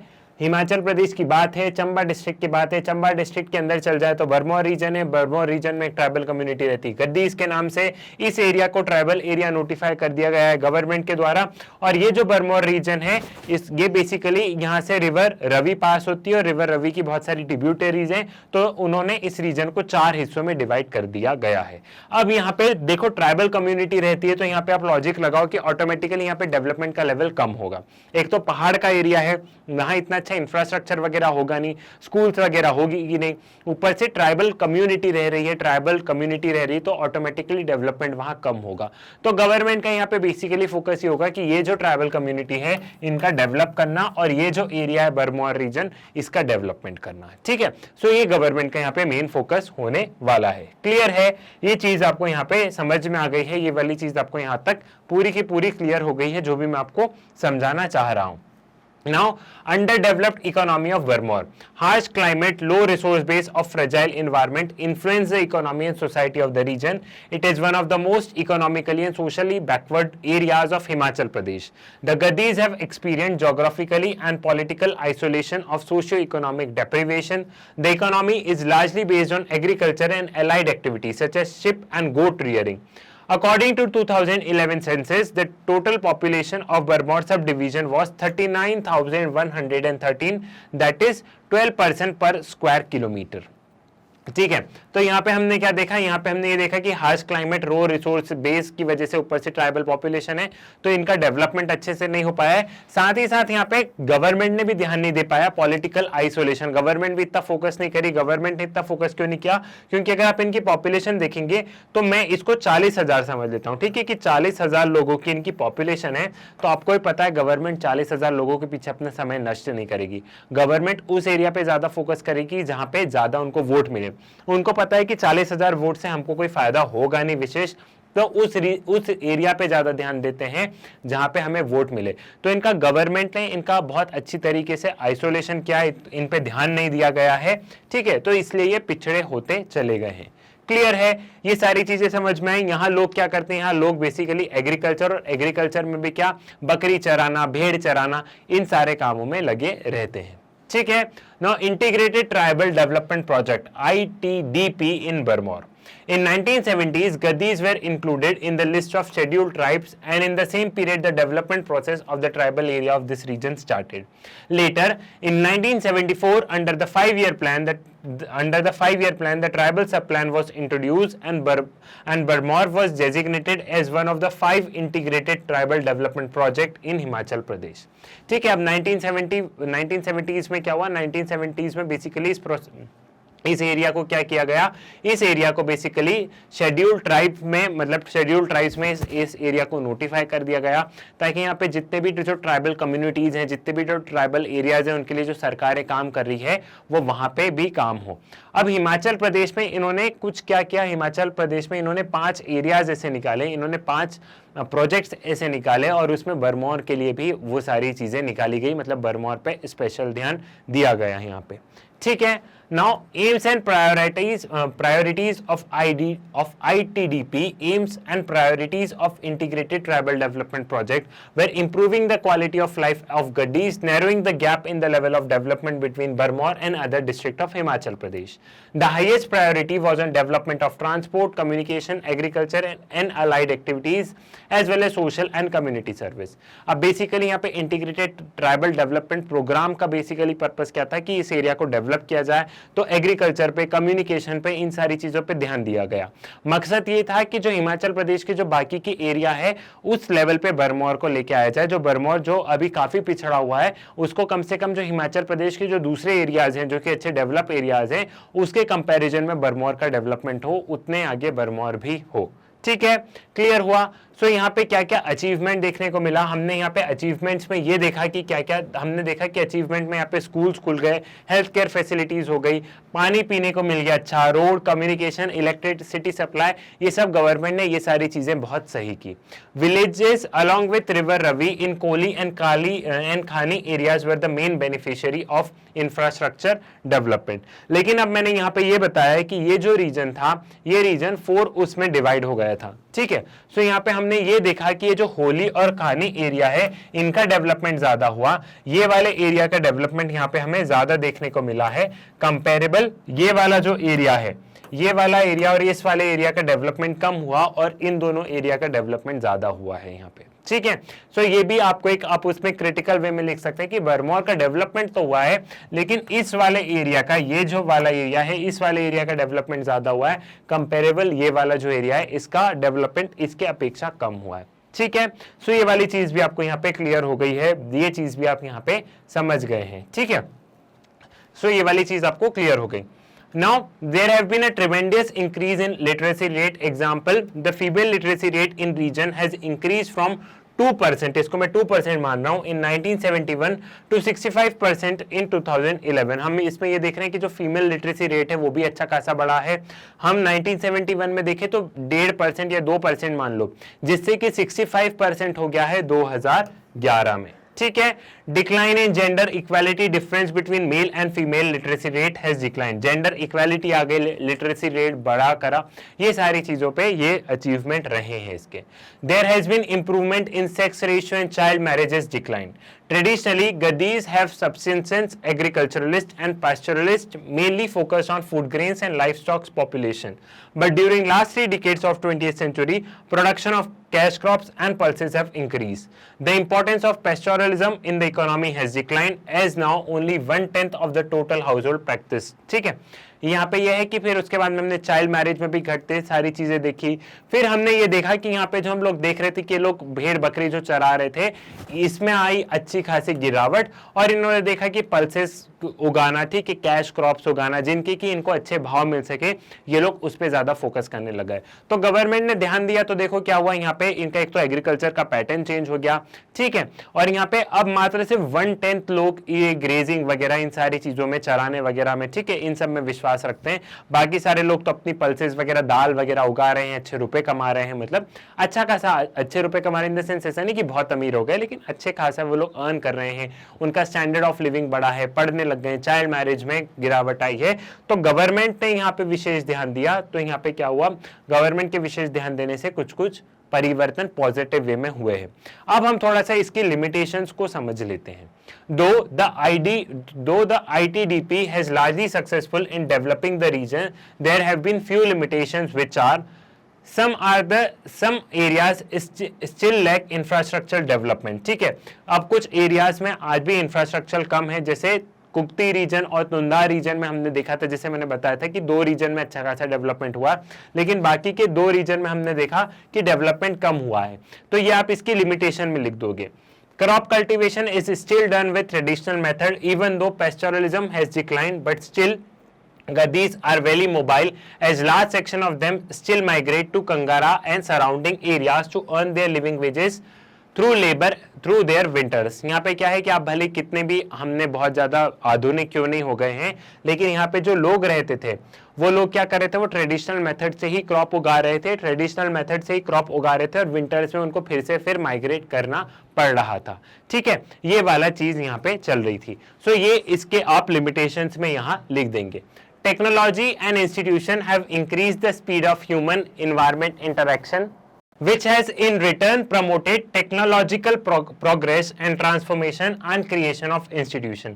Thus development is a multi-dimensional concept. It signifies positive irreversible transformation of the economy, society and environment. देखो डेवलपमेंट से हम क्या समझते हैं कि कुछ भी चेंज हुआ, कोई पॉजिटिव चेंज हुआ है, कोई हमारी सोसाइटी में कुछ चेंज हुआ है, ठीक है। और डेवलपमेंट देखो मल्टी डायमेंशनल कॉन्सेप्ट है। अब किसी के लिए डेवलपमेंट कुछ और होगा, किसी के लिए डेवलपमेंट कुछ और होगा, किसी के लिए डेवलपमेंट ये होगा कि मेरे पास में एक, मैं इंडिविजुअल लेवल पे बात कर रहा हूं कि एक इंसान के लिए डेवलपमेंट तब होगा कि मेरे पास में बहुत ज्यादा पैसे आए, तब मैं बहुत ज्यादा मतलब तब मैं अपना आपका डेवलपमेंट मान रहा हूं। एक इंसान तब सोचेगा कि जब मैं अच्छा पढ़ लिख लूंगा, मेरे पास बहुत अच्छी एजुकेशन होगी, तब मैं अपना डेवलपमेंट मानूंगा। ठीक है, तो डेवलपमेंट क्या है, डेवलपमेंट एक मल्टी डायमेंशनल कॉन्सेप्ट है। डेवलपमेंट एक टोटली मल्टी डायमेंशनल कॉन्सेप्ट है। ठीक है, ये वाली चीज आपको समझ में आ गई। फिर हम ये देखते हैं कि गवर्नमेंट जो होती है, मतलब टेक्नोलॉजी, आप पहले ये समझो कि डेवलपमेंट तो पहले से होता आ रहा है, लेकिन आज के तारीख में टेक्नोलॉजी के साथ में डेवलपमेंट होता है। आज की तारीख में जितना भी डेवलपमेंट हो रहा है वो सारा डेवलपमेंट टेक्नोलॉजी के इर्द गिर्द हो रहा है। तो टेक्नोलॉजी वाला डेवलपमेंट अब हो रहा है। तो इस डेवलपमेंट में जब सरकार ध्यान देती है तो गवर्नमेंट को ये ध्यान रखना पड़ेगा कि डेवलपमेंट ऐसा हो जो कि आने वाली फ्यूचर जनरेशन के लिए भी फ्रूटफुल हो। एक डेवलपमेंट ये होता है काम चलाओ, अभी बना दो यार, बात की बाद में देखेंगे क्या करना, अभी फैक्ट्री लगा दो, फिर बाद में धुआं होगा तो बात की बाद में देखेंगे, नहीं। और एक डेवलपमेंट ये होता है कि फैक्ट्री लगाओ लेकिन ग्रीन एनर्जी के साथ में लगाओ, ताकि फैक्ट्री भी लगेगी, बाद में ये जो पॉल्यूशन वाली चीज है उसका भी हम आज ही निवारण कर देंगे। तो एक शॉर्ट टर्म में होता है, एक लॉन्ग टर्म में होता है।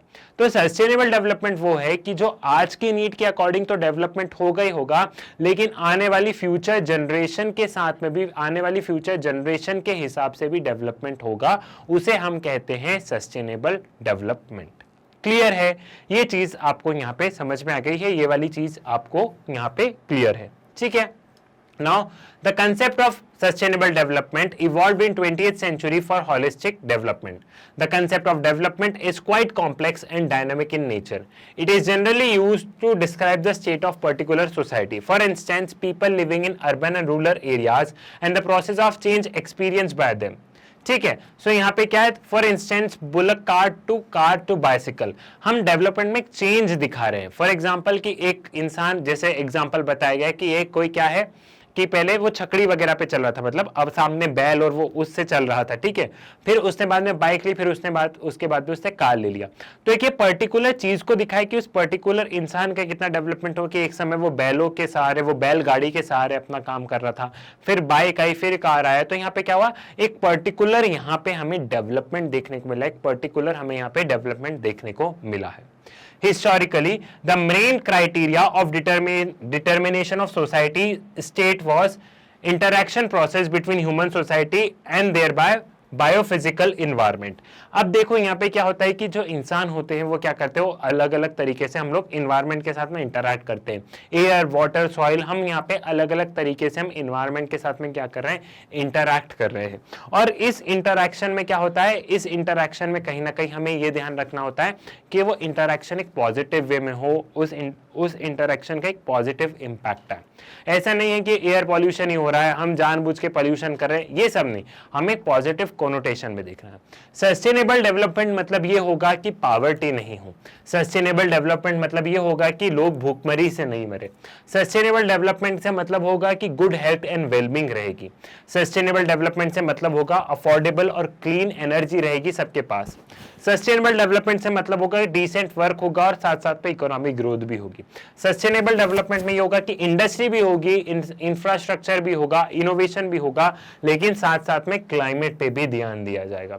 सस्टेनेबल डेवलपमेंट मतलब ये होगा कि जो लाइफ बिलो वाटर है, जो ओशन वाली लाइफ है, वो भी बहुत सही होगी. सस्टेनेबल मतलब ये होगा कि जो लोग लैंड पे रह रहे हैं वो लाइफ भी बहुत सही होगी. तो सस्टेनेबल डेवलपमेंट मतलब ये नहीं है कि बस देश की जीडीपी बढ़ती जाए, देश की जीडीपी बढ़ती जाए, हम गला फाड़ फाड़ के चिल्ला रहे हैं कि ऐसा ऐसा ऐसा डेवलपमेंट कर लिया, इतनी जीडीपी बढ़ गई. जी नहीं, आपकी भली जीडीपी बढ़ रही हो, लेकिन क्या आपके देश में भूखमरी से लोग मर रहे हैं? आपकी भली जीडीपी बढ़ रही हो, लेकिन क्या आपके देश में गरीबी है? आपकी भली जीडीपी बढ़ रही हो, लेकिन आप अगर आज भी बिजली नहीं दे पा रहे हैं, तो वो डेवलपमेंट कैसा? तो जो डेवलपमेंट ऐसा होना चाहिए जो एक पूरी पिक्चर, जो इस पूरे होलिस्टिक पॉइंट ऑफ व्यू को साथ में लेके चले, उसे हम बोलेंगे कि ये है सस्टेनेबल डेवलपमेंट. क्लियर है? ये चीज आपको यहाँ पे समझ में आ गई है. अब यहाँ पे हम थोड़ा सा इसका इवोल्यूशन देख लेते हैं कि सस्टेनेबल डेवलपमेंट का इवोल्यूशन कहां कैसे हुआ. The concept of development has evolved during the second half of 20th century. It has evolved through following stages. In the post-World War II era, the concept of development was related to economic growth and measured in increase in gross national product and per capita income consumption over a period of time. But even the countries having high economic growth experience rapid rise in poverty because of its unequal distribution. In 1970s, development started including equity and redistribution along with the growth. अब यहाँ पे ये होता है कि अगर हम लोग 1950s में चले जाएं, तब 1950 तक अगर आपने देखा होगा तो यूरोपियन नेशंस वगैरह बहुत अच्छा ग्रो कर चुके थे. वो लोग कैसे अपना डेवलपमेंट देखते थे? वही कि एक इंसान के पास कितने रुपए हैं, एक इंसान कितने रुपए खर्च कर रहा है कुछ कंज्यूम करने के लिए, जीडीपी कितना बड़ा है, कितने किसके पास में रुपए हैं, ठीक है. इन सारे बेसिस पे वो लोग वो देखते थे कि हमारा देश कितना आगे जा रहा है. लेकिन वहां पे हो ये रहा था कि अमीर अमीर होते जा रहा था और गरीब गरीब होते जा रहा था. तो उनका डेवलपमेंट कैसा था कि एक हिस्सा बहुत ज्यादा अमीर होते जा रहा था और एक हिस्सा बहुत ज्यादा गरीब होते जा रहा था. तो यहाँ पे हमने ये देखा कि वहां पे बहुत ज्यादा अनइक्वल डिस्ट्रीब्यूशन हम लोगों को देखने को मिला. क्या देखने को मिला? बहुत ज्यादा अनइक्वल डिस्ट्रीब्यूशन देखने को मिला. और फिर उसके बाद से आइडिया आया कि रीडिस्ट्रीब्यूशन होना चाहिए. ये जो वेल्थ है, ये जो अमीर है, इनका पैसा इन गरीबों में जाना चाहिए, रीडिस्ट्रीब्यूशन होना चाहिए, इक्वल होना चाहिए. तो बहुत ज्यादा प्रोटेस्ट वगैरह होने लग गए एक तरीके से, ठीक है. Later it was realize that the concept of development can not be restricted to only economic sphere. It also include issues related to the well-being of people. By 1980s, development emerged as a concept covering wide spread improvement in social as well as material well-being of all in a society. Development now emphasizes on improving the well-being of people, improving the living standard of people, availing the health and education facilities, equal opportunity and ensuring political and civil right. फिर ये बात की गई कि development को आप सिर्फ economic terms में देखो, आप ये देखो कि क्या लोगों को पॉलिटिकल राइट है, आप ये देखो कि क्या महिलाओं को पढ़ने का अधिकार है, आप ये देखो कि आपके देश में भूखमरी तो नहीं है। तो आप डेवलपमेंट को सिर्फ इकोनॉमिक टर्म्स में देखोगे तो हमने बहुत ज्यादा अनइवन डिस्ट्रीब्यूशन देखेंगे। लेकिन आप डेवलपमेंट को सभी चीजों में देखो, किसके पास कितने अधिकार है, किसके पास कितनी राइट है, क्या सबके पास में इक्वल अपॉर्चुनिटीज है, तो ये सारी चीजों पर बात होने लग गई। ठीक है, फिर इस तरीके से देखो कैपिटलिज्म के बहुत ज्यादा ऐसे प्रोटेस्ट होने लग गए कि नहीं भैया, यहाँ पे क्या हो रहा है कि ये जो वेल्थ है ये सिर्फ कुछ लोगों के पास में जा रही है, बाकी लोगों के पास में नहीं जा रही है। Capitalism destroy our nature, capitalism ने मतलब ये इंडस्ट्रीज वगैरह ने पूरा पॉल्यूट करके रख दिया और इसकी वजह से हमारे हेल्थ पे इंपैक्ट आ रहा है। तो ऐसे बहुत ज्यादा प्रोटेस्ट वगैरह देखने को मिले, तब डेवलपमेंट का एक नया कॉन्सेप्ट इवॉल्व हुआ, दैट इज सस्टेनेबल डेवलपमेंट। ठीक है, the concept of sustainable development due to general rise in the awareness of environmental issues in 1960s in Western world. It reflected the concern of people about the undesirable effect of industrial development on environment.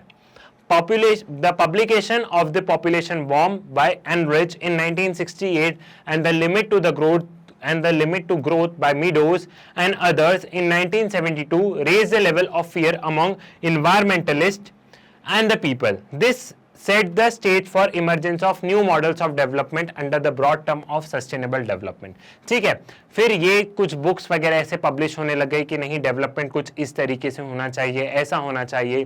फिर ये जैसे the limit to growth आई, population bomb आया, तो इन सब ने क्या हुआ, इनमें इन्वायरमेंटल कंसर्न बताया। तो ये बताया गया कि डेवलपमेंट वो नहीं है, डेवलपमेंट में हमें इन्वायरमेंट को भी साथ में लेना पड़ेगा, वो होगा सस्टेनेबल डेवलपमेंट। ठीक है, समझ में आया। फिर देखो अलग अलग इंटरनेशनल कॉन्फ्रेंसेस वगैरह हुई, जैसे world commission of environment and development. The United Nations established world commission on environment and development due to concern raised by the world community on environmental issue. The commission was headed by Norwegian prime minister. ठीक है, जो Norway के जो prime minister थे उन्होंने इसे head किया। The commission gave its report as our title our common future, also known as Brundtland report, in the year 1987। This report defines sustainable development as a development that meets the need of the present generation without compromising the ability of future generation to meet their own needs. ठीक है, फिर यहाँ पे क्या हुआ, इस development को ऐसा बताया गया, मतलब जो नॉर्वे के जो प्राइम मिनिस्टर थे उन्होंने ये रिपोर्ट पेश की, तो उन्होंने वही बताया कि डेवलपमेंट कुछ ऐसा होना चाहिए to meet the need of present generation without compromising the ability of future generation. ठीक है, कि डेवलपमेंट कुछ ऐसा होना चाहिए कि आज के जनरेशन के हिसाब से हो और आने वाले भविष्य वाली पीढ़ी के लिए हम कोई कॉम्प्रोमाइज नहीं करें, वो डेवलपमेंट ऐसा हो कि आने वाली पीढ़ी भी उस डेवलपमेंट का फायदा उठाए। ठीक है, तो ये ब्रूटलैंड रिपोर्ट में कहा गया था। ठीक, समझ में आ गया, ये वाली चीज आपको यहाँ पे पूरी की पूरी क्लियर हो गई है, ये वाली चीज आपको क्लियर हो गई है। अब बारी आती है यहाँ पे हमें केस स्टडी के बारे में डिस्कस करना है। केस स्टडी किससे रिलेटेड है? केस स्टडी रिलेटेड है इंदिरा गांधी कैनाल से related, Indira Gandhi canal command area से रिलेटेड। तो हम इस केस स्टडी को यहाँ पे डिस्कस कर लेते हैं। देखो ये क्या है, ये केस स्टडी है सस्टेनेबल डेवलपमेंट के ऊपर। ये रियल स्टोरी है, राजस्थान बेस्ड है, तो अभी हम लोग इसे पढ़ेंगे तो आपको समझ में आ ही जाएगा। तो ये सस्टेनेबल डेवलपमेंट के ऊपर एक केस स्टडी, एक रियल लाइफ एग्जांपल है, और इसी के साथ हम हमारे चैप्टर के एकदम एंड पे आ जाएंगे, हम हमारे वन शॉट रिविजन के एकदम एंड पे आ जाएंगे। एक चीज और मैं आपको बता दूं, देखो अगर आपको कोई चीज यहाँ पे समझ नहीं आ रही हो तो इसके टॉपिक वाइज वीडियोज आपको मिल जाएंगे प्लेलिस्ट में वीडियोज अपलोडेड है। आप मैग्नेट ब्रेन्स के ऐप मैग्नेट ब्रेन्स के वेबसाइट पे देखोगे तो मैंने एक एक टॉपिक के सेपरेट वीडियोस बनाए हैं। ठीक है, तो वहां पे आपको इनका डिटेल एक्सप्लेनेशन मिल जाएगा। अभी यहाँ पे चीजें मोर और ओवर काइंड रिवीजन टाइप में है ना, वन शॉट रिवीजन नाम है ना इसका, तो यहाँ पे हम चीजों को रिवाइज कर रहे हैं। तो अगर आपको कोई सी चीज अच्छी लगी कि ये वाली चीज शायद थोड़ी सी मिस हो गई है, इस वाली चीज में मुझे ज्यादा बेटर क्लैरिटी चाहिए, तो आप इसका टॉपिक वाइज एक्सप्लेनेशन जाके चेक कर सकते हैं वेबसाइट से या ऐप से या यूट्यूब से, जहां से आपको देखना है वहां से। ठीक है, तो एक क्लैरिफिकेशन था, क्योंकि रिवीजन में मोर और ओवर ऐसा हो जाता है कि कोई एक आध पॉइंट मान लो छूट गया हो, या कोई एक आध पॉइंट पे मैंने इतना फोकस नहीं किया और जहां पे आपकी गाड़ी अटक रही हो, तो वो टॉपिक वाइज एक्सप्लेनेशन में मैंने बहुत डिटेल में समझाया, तो आप वहां से देख लेंगे। ठीक है, तो Indira Gandhi canal command area. Now this project, conceived by Kunwar Sen in 1948, was launched on 31st March 1958. The canal originate at Harike barrage in Punjab state and goes parallel to Pakistan border to an average distance of 40 kilometre in Thar desert that is Marusthali of Rajasthan. अब ये project है ना, जो कुंवर सेन थे उन्होंने मतलब एक तरीके से उनका आइडिया था, एक तरीके से उन्होंने कंसीव किया था, उनके प्लानिंग एंड प्रोजेक्शन थे। अब ये जो इंदिरा गांधी जो कैनाल कमांड एरिया है, इंदिरा गांधी नहर कह देते हैं, ठीक है, इस तरीके की ये जो नहर है ये बेसिकली देखो यहां से पंजाब से ओरिजिनेट होती है, यहां है राजस्थान आपका, यहां है राजस्थान, और यहां क्या है, यहां हमने देखा पाकिस्तान की बॉर्डर है, ठीक है, यहां पे आ गया आपका पाकिस्तान। हैंडराइटिंग पे नहीं जाना, आप कॉन्सेप्ट्स को ज्यादा ध्यान से समझिएगा, हैंडराइटिंग तो आपको भी पता है कि बहुत खूबसूरत है ना मेरी।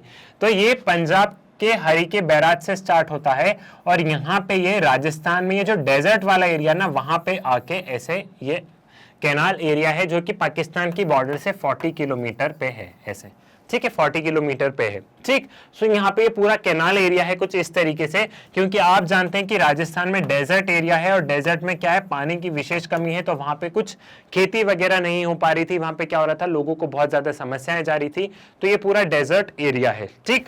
ये वाली चीज आपको यहाँ पे समझ में आ गई है, ये वाली चीज आपको यहाँ पे क्लियर हो गई है। तो ये इसलिए बेसिकली पर्पस इसको राजस्थान वाले एरिया में इसलिए लाया गया था क्योंकि वहां पे लोगों के पास कुछ एक तरीके से देखे तो कुछ अर्निंग वगैरह नहीं हो पा रही थी, अर्निंग वगैरह भी नहीं हो पा रही थी, और वहां पे सूखा पड़ा था और एक तरीके से लोग उसी सूखे लैंड पे और खेती कर रहे थे और उसको और ज्यादा बंजर बना रहे थे। तो गवर्नमेंट को लगा कि नहीं, पानी की व्यवस्था तो करनी होगी। ये ऐसे हालात हो जाते थे गर्मी में कि पीने की भी पानी की व्यवस्थाएं नहीं होती थी, तो ये इसलिए गवर्नमेंट ने ये प्रोजेक्ट लेके आई ताकि वहां पे जो लोग हैं उनको कुछ तो राहत मिले, ठीक है। बैकग्राउंड एक स्टोरी आपको क्लियर यहाँ पे हो गई है। The total planned length of system is 9,660 kilometer, fulfilling the irrigation needs of total cultivated land cultivable command area of 19.6 lakh hectares, ठीक है। ये जो पूरी ये जो लेंथ थी, इस पूरे कैनाल की जो लेंथ है ये 9,060 किलोमीटर की है, ठीक है। और ये जो नहर है, ये जो कमांड एरिया है, ये जो कैनाल एरिया है, ये कम से कम 19.63 लाख हेक्टेयर लैंड को पानी पहुंचा देता है। 19.63 हेक्टेयर लैंड को ये पानी यहाँ पे पहुंचा दिया जाता है। तो आप सोचो कि एक तो 10,000 का लंबा और कम से कम 20 लाख हेक्टेयर लैंड को इस नहर से उससे फायदा मिला है। नहर में इसलिए शब्द यूज कर रहा हूँ क्योंकि हिंदी में यहाँ पे नहर कहा जाता है, जिसको कि हम कैनाल कमांड एरिया कह रहे हैं उसको, ठीक है। समझ में आ गया। The canal work on two types of irrigation system, flow system and the lift irrigation system. The lift irrigation system, the water is lifted up to make it flow against the slope of land. अब ये canal कैसे दो irrigation system पे काम करता है, एक तो फ्लो सिस्टम हो गया और एक हो गया लिफ्ट सिस्टम। फ्लो सिस्टम में क्या है कि ये नहर ऊपर से, ये पानी ऊपर से जा रहा है और डायरेक्ट यहाँ से पानी निकाल रहे हैं हम लोग, ठीक है, डायरेक्ट हम यहाँ से खेत में पानी ले रहे हैं। और लिफ्ट सिस्टम में क्या है कि खेत ऊपर है लेकिन ये जो कैनाल है ये नीचे है, मतलब खेत ऊपर आ गया और ये कैनाल नीचे है। अब 10,000 लंबी ये कैनाल है, तो कहीं पे ऐसा होगा कि ये कैनाल ऊपर हो जाएगा, कहीं पे खेत नीचे हो जाएगा, तो यहाँ तो डायरेक्टली फ्लो के थ्रू पानी चले जाएगा। लेकिन कहीं पे खेत ऊपर हो गया और ये कैनाल सिस्टम नीचे हो गया, तो वहां कैसे पानी जाएगा? वहां लिफ्ट सिस्टम में ऐसे पानी को लिफ्ट के थ्रू, लिफ्ट में कैसे हम ऊपर नीचे जाते हैं, तो पानी को ऐसे लिफ्ट के थ्रू ऐसे पानी ऊपर जाता है और ऐसे छोड़ देते हैं, ऊपर जाता है और छोड़ देते हैं, तो ये हो गया लिफ्ट सिस्टम। ठीक, समझ में आ गया। तो एक तो हो गया फ्लो सिस्टम जिसमें पानी डायरेक्टली फ्लो हो रहा है, यहाँ पे पानी डायरेक्टली फ्लो हो रहा है, और एक हो गया लिफ्ट सिस्टम। ठीक, all the lift canals of this system originate at the left bank of the main canal, while all the canals on the right bank of the main canal are flow channels. तो left side जितने भी हैं, left side हम देखते हैं तो left side जितने भी वो लिफ्ट सिस्टम में है, और राइट साइड में क्या है, राइट साइड में यहाँ पे फ्लो सिस्टम है। ठीक है, तो कैनाल के लेफ्ट साइड में लिफ्ट सिस्टम के थ्रू पानी जा रहा है और राइट साइड में फ्लो सिस्टम के थ्रू। अब इतनी बारीकी वाली चीजें आपसे एमसीक्यू में पूछी जाए तो भले ही पूछी जाए, बाकी आपको ऐसे फैक्चुअल चीजें तो आपको क्वेश्चन पेपर में नहीं लिखने को आएगी। हाँ, एमसीक्यू फॉर्मेट में ये चीजें आपको आ सकती है 1 मार्क क्वेश्चन टाइप में। Out of the total command area, 70% was targeted to be irrigated by flow system and the rest by lift system. ठीक है, अब ये जो पूरा जो 10,000 किलोमीटर का ये जो कैनाल सिस्टम है, इसमें 70% क्या हो रहा है, 70% फ्लो सिस्टम से पानी जा रहा है और 30% लिफ्ट सिस्टम का प्रयोग किया जा रहा है, बाकी 40% फ्लो सिस्टम से आराम से काम हो जा रहा है। ठीक है, ये चीज आपको समझ में आ गई है। अब हम इसके देखते हैं इफेक्ट क्या क्या। ठीक है, effect of Indira Gandhi canal system on environment. The introduction of canal irrigation in this dryland has changed its ecology, economy and society. The environment of region has been fulfilled by this project both positively और negatively. Positive effect क्या है? Positive effect, due to canal irrigation there is a sufficient soil moisture availability for longer duration and various afforestation and pasture development program have led to the greening of land. It has resulted in considerable reduction in wind erosion and siltation of canal system. देखो अभी यहाँ पे क्या है कि पानी अच्छे खासे लंबे समय तक रह रहा है तो सॉइल में मॉइस्चर है, सॉइल में मॉइस्चर है तो बहुत सारे यहाँ पे क्या है जो खेत हैं वो हरे भरे दिखने लग गए, एकदम पहले एकदम बंजर रहता था, यहाँ पे लोग कुछ ना कुछ अपनी फसल चारा वगैरह लगाने लग गए हैं, तो यहाँ पे कुछ हमें हरियालीपन दिखने को नजर आया है, ये इसका पॉजिटिव इफेक्ट है। नेगेटिव इफेक्ट क्या है? Due to intensive irrigation and excessive use of water and alarming rate of water logging and soil salinity have been recorded. अब यहाँ पे हमने देखा कि पानी बहुत आ गया, तो पानी एक जगह पे भर रहा है तो वाटर लॉगिंग वाली सिचुएशन आ रही है, पानी एक जगह पे भर रहा है तो जमीन खराब हो रही है। फिर जैसे हमने सॉइल सैलिनिटी का पॉजिटिव में लिया, वहां हम नेगेटिव में भी लेंगे कि पानी एक जगह भर रहा है तो जो सॉइल सैलिनिटी है वो इंक्रीज होती जा रही, तो जमीन कोई काम की नहीं बचेगी, तो ये इसका नेगेटिव इंपैक्ट भी है। Then again positive effect, introduction of canal irrigation has led to increase in cultivated land and intensity of cropping. Main commercial crop, that is wheat, rice, cotton, groundnut, have replaced the drought resistant crop like gram, bajra and jowar. This resulted of intensive irrigation, thus this has brought significant transformation in agriculture economy of this region. यहाँ पे अब irrigation system से क्या हुआ है, जो commercial crops है जिनसे अच्छे खासे रुपए मिलेंगे, wheat, rice, cotton, groundnut, इनसे अच्छे खासे रुपए मिलेंगे, तो ये क्रॉप्स यहाँ के किसान लगाने लग गए हैं। और जो ड्रॉट वाली जो मतलब जो सूखी फसल थी जिसमें ज्यादा पानी नहीं लगता, लाइक बाजरा, ज्वार, ये फसल यहाँ पे कम हो गई है, तो किसानों को क्या है, किसानों को अच्छे खासे यहाँ पे रुपए मिलने लग गए, वो कमर्शियल क्रॉप के टुवर्ड्स मूव करने लग गए। Negative effects, intensive irrigation has also become a cause of water logging and soil salinity. ठीक है, वही सॉइल सैलिनिटी है, तो कहीं ना कहीं ये इन्वायरमेंट की सस्टेनेबिलिटी को हैम्पर कर रहा है कि जमीन ठीक है कि शॉर्ट टर्म में तो आपने क्रॉप्स वगैरह लगा ली, लेकिन अगर इस तरीके से पानी का हम लोग मिसयूज करते रहे, ये सारी चीजें होती रही, तो जमीन में कुछ समय तक ही वो फसल लग पाएगी, फिर वहां पे भी वो समस्याएं आने लगेंगी। क्लियर है, ये चीज आपको यहाँ पे समझ में आ गई है। Now, measure for promotion of sustainable development.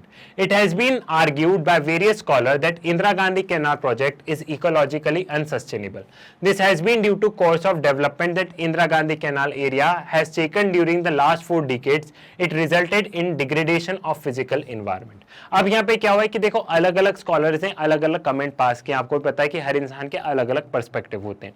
तो कुछ स्कॉलर का ये कहना था कि जो इंदिरा गांधी कैनाल एरिया है वो इकोलॉजिकली अनसस्टेनेबल एरिया, वो क्या है, वो इकोलॉजिकली अनसस्टेनेबल एरिया है, क्योंकि हम 4 डिकेड से देखते आ रहे हैं कि वहां लैंड डिग्रेडेशन, वहां लैंड की हालत बहुत बुरी खराब होती जा रही है। Attaining the goal of sustainable development in Indira Gandhi Canal Command area requires such measure that can be an ecological, social and economically sustainability. Hence 7 measures have been proposed in this respect. अब ठीक है भाई, अब canal तो बन गया है, land में पानी भी जा रहा है, लेकिन अब क्या करें? तो अब कुछ 7 मेजर्स बताए गए हैं कि जिस पे विशेष फोकस करना चाहिए, जो कि इकोलॉजिकली बहुत ज्यादा सही मेजर्स है, तो इन 7 पॉइंट्स पे यहाँ पे फोकस करना चाहिए लोगों को। इससे क्या होगा, इससे कहीं ना कहीं हम लोग सस्टेनेबल डेवलपमेंट के टुवर्ड्स मूव करेंगे। यहाँ पे अब देखते हैं पहला क्या है। पहला है rigorous implementation of water management policy is the first and foremost requirement of this project. Water management policy होनी चाहिए कि कितना पानी किस खेत को जाएगा, क्या होगा, तो एक रिगरस एकदम स्ट्रिक्ट वाटर मैनेजमेंट पॉलिसी होनी चाहिए। ठीक है, then water intensive crop shall be avoided and plantation crop such as citrus fruit shall be encourage by the people. एक वैसी क्रॉप जिसमें बहुत ही ज्यादा पानी लग रहा है वो क्रॉप्स को अवॉइड करना चाहिए। और जो प्लांटेशन क्रॉप है कि कुछ जैसे नींबू और ये जो प्लांटेशन क्रॉप्स आती है ना, मतलब वो वाले क्रॉप्स पे विशेष यहाँ पे ध्यान देना चाहिए। तो इससे रुपए भी मिलेंगे, थोड़ा पानी कम भी लगेगा, और जो वाटर इंसेंटिव क्रॉप है उसमें खेत में कितना पानी चले जा रहा पता ही नहीं चल रहा है, तो उनको अवॉइड करना चाहिए। In order to reduce the conveyance loss of water, the following CAD command area development programme should be implemented effectively. Lining of water courses, land development, levelling of warabandi system, equal distribution of canal in the equal distribution of canal water in the command area of the outlet. ठीक है, यहाँ पे क्या है कि equal water का distribution होना चाहिए, इक्वली हम लोग देख रहे हैं। तो यहाँ पे नहीं है कि कहीं पानी ज्यादा चले जा रहा है, मतलब अब जैसे इतना बड़ा ये प्रोजेक्ट बना है तो इसको अलग अलग स्टेजेस में बनाया गया है। जैसे पंजाब से लेके राजस्थान लेके आए तो इतना स्टेज 1, ये इतना स्टेज 1 का प्रोजेक्ट है, इतना स्टेज 2 का प्रोजेक्ट है, इतना स्टेज 2 में बना है। तो यहाँ पे इक्वली पानी आना चाहिए, नीड के हिसाब से पानी यहाँ पे छोड़ा जाना चाहिए। ऐसा नहीं है कि आग बंद करके पानी छोड़ दिया जा रहा है, पानी दे दिया जा रहा है। ठीक है, क्लियर हो गया। Then areas affected by water logging and soil salinity should be reclaim. अब जब एरिया खराब हो गए हैं पानी भरने से, जहाँ पे सॉइल में बहुत ज्यादा सैलिनिटी आ गई है, उस एरिया का सुधार करना चाहिए, उस एरिया को एकदम वापस से थोड़ा हरा भरा करना जरूरी है। The eco development is must through afforestation, shelter belt, plantation, pasture development activities, particularly in the fragile environment. ठीक है, यहाँ पे क्या बताया गया है कि एफॉरेस्टेशन होना चाहिए, कैनाल साइड साइड हरी भरी घास लगानी चाहिए, ये सारी चीजें पे। ठीक है, पास्चर डेवलपमेंट होना चाहिए। ठीक, providing adequate financial and institutional support for cultivation of the land allottees having poor economic background with a positive steps toward achieving social sustainability in the region। और यहाँ पे अब जैसे जो पुअर इकोनॉमिक रीजन वाले, जो पुअर इकोनॉमिक बैकग्राउंड से जो लोग हैं, जो कैनाल के साइड रह रहे हैं और जिनके पास रुपए नहीं है, तो उन्हें कुछ रुपए देना चाहिए जिससे कि वो पेड़ वगैरह लगा पाए, जिससे कि वो हरा भरा उस जमीन को कर पाए। तो इससे उन लोगों का भी स्टैंडर्ड ऑफ लिविंग बढ़ेगा, साथ ही साथ इन्वायरमेंट को भी फायदा होगा। Economic sustainability cannot be achieved only through development of agriculture and animal husbandry. Agriculture and allied activities have to develop with other sector of economy. There must be diversification of economic base, establishment of functional linkages between village, agro service center and market. सिर्फ agriculture या animal husbandry से development नहीं होता है, यहाँ पे कहा गया है। दूसरी चीजों पे भी गवर्नमेंट को फोकस करना चाहिए कि विलेज बेस्ड मार्केट बने, कुछ एग्रो बेस्ड मार्केट बने, पास में कुछ मंडियां बने। तो इकोनॉमी के सभी सेक्टर को डेवलप करना होगा, ट्रांसपोर्ट एंड कम्युनिकेशन को डेवलप करना होगा, तब एक पूरा होलिस्टिक डेवलपमेंट होगा। आई होप सारी चीजें आपको क्लियर हो गई होगी, पूरे चैप्टर की सारी चीजें आपको अच्छे से सेंस कर रही होगी, क्योंकि इसी के साथ में हम हमारे चैप्टर को करते हैं कंप्लीट। हमारा चैप्टर होता है यहाँ पे पूरा अच्छी तरीके से समाप्त। इसमें हमने planning and sustainable development in Indian context के बारे में देखा, प्लान क्या होता है, अलग अलग तरीके के प्लान देखें, केस स्टडीज देखी, यहाँ पे सस्टेनेबल डेवलपमेंट क्या होता है वो वाली चीजें देखी। अगेन मैं फिर से रिपीट कर रहा हूं, अगर आपको कोई सा पॉइंट, कोई सा टॉपिक अच्छे से समझ में नहीं आया हो तो टॉपिक वाइज वीडियो आपको मैग्नेट ब्रेन्स के चैनल पे या आप मैग्नेट ब्रेन्स के ऐप या वेबसाइट से जाओगे तो वहां पे आपको डिटेल में मिल जाएंगे। It is more of a kind of revision, one shot revision नाम है। तो मुझे ये उम्मीद है कि आपने चीजों को पढ़ लिया है, आप बस रिवाइज कर रहे हैं। तो अगर आपको कोई पॉइंट मान लो नहीं समझ में आया तो आप वहां से जाके उसको चेक कर सकते हैं। बाकी मैंने आपको सारी चीजें बहुत अच्छे से, बहुत स्मूथ वे में आपको सारी चीजें समझा दी है। तो मैग्नेट ब्रेन्स के वीडियो आप लोग यूट्यूब से तो एक्सेस कर सकते हैं, बट बहुत बार ये होता है कि आपको यूट्यूब पे वीडियो नहीं मिल पाते हैं। तो उसके लिए आप क्या कीजिए, उसके लिए आप मैग्नेट ब्रेन्स की वेबसाइट पे जा सकते हैं। वेबसाइट पे पहुंचने के लिए सिंपली magnetbrains.com लिखिए और सर्च पर क्लिक कीजिए। जैसे ही आप magnetbrains.com लिख के सर्च पर क्लिक करेंगे, कुछ इस तरीके का इंटरफेस आपको नजर आएगा। यहाँ पे सभी क्लासेस मेंशन होगी। सबसे पहले यहाँ पे NTSC ओलंपियाड सारी चीजें आपको ऊपर ही मिल जाएगी। सपोज कीजिए कि मैं CBSE इंग्लिश मीडियम में पढ़ना चाहता हूँ, तो मैं CBSE इंग्लिश मीडियम में गया। जैसे ही मैं CBSE इंग्लिश मीडियम में जाऊंगा, यहाँ पे सभी क्लासेस होंगी। अब मुझे क्लास 12 की पढ़ाई करनी है तो क्लास 12 पे टच किया, क्लास 12 पे टच करते ही क्लास 12 के जितने भी सब्जेक्ट के वीडियोस हैं वो सभी आपको स्क्रीन पर नजर आ जाएंगे। थोड़ा सा स्क्रॉल करके नीचे जाओगे तो क्लास 12 का ज्योग्राफी आएगा। क्लास 12 के ज्योग्राफी पर क्लिक कर दोगे तो यहाँ क्लास 12 ज्योग्राफी के वीडियोस आपको नजर आ जाएंगे। ये वीडियोस आपके NCERT बुक के अकॉर्डिंग होंगे, चैप्टर वाइज होंगे, टॉपिक वाइज अरेंज मिलेंगे। या फिर आप क्या कर सकते हैं, आप मैग्नेट ब्रेन्स का ऐप भी डाउनलोड कर सकते हैं। अगर वेबसाइट से भी समस्या हो रही है, ऐप कहां से डाउनलोड करोगे, प्ले स्टोर से मिल जाएगा। तो आप वहां से भी अपनी पढ़ाई जारी रख सकते हैं। आपकी पढ़ाई नहीं रुकनी चाहिए, कहीं से भी पढ़ो, बस पढ़ते रहो। साथ ही साथ क्या है, मैग्नेट ब्रेन्स ने एक अपना नया चैनल भी लॉन्च किया है, मैग्नेट ब्रेन्स हिंदी के नाम से। तो आप वो वाला चैनल जो है वो टोटली हिंदी मीडियम वाले स्टूडेंट्स के लिए है।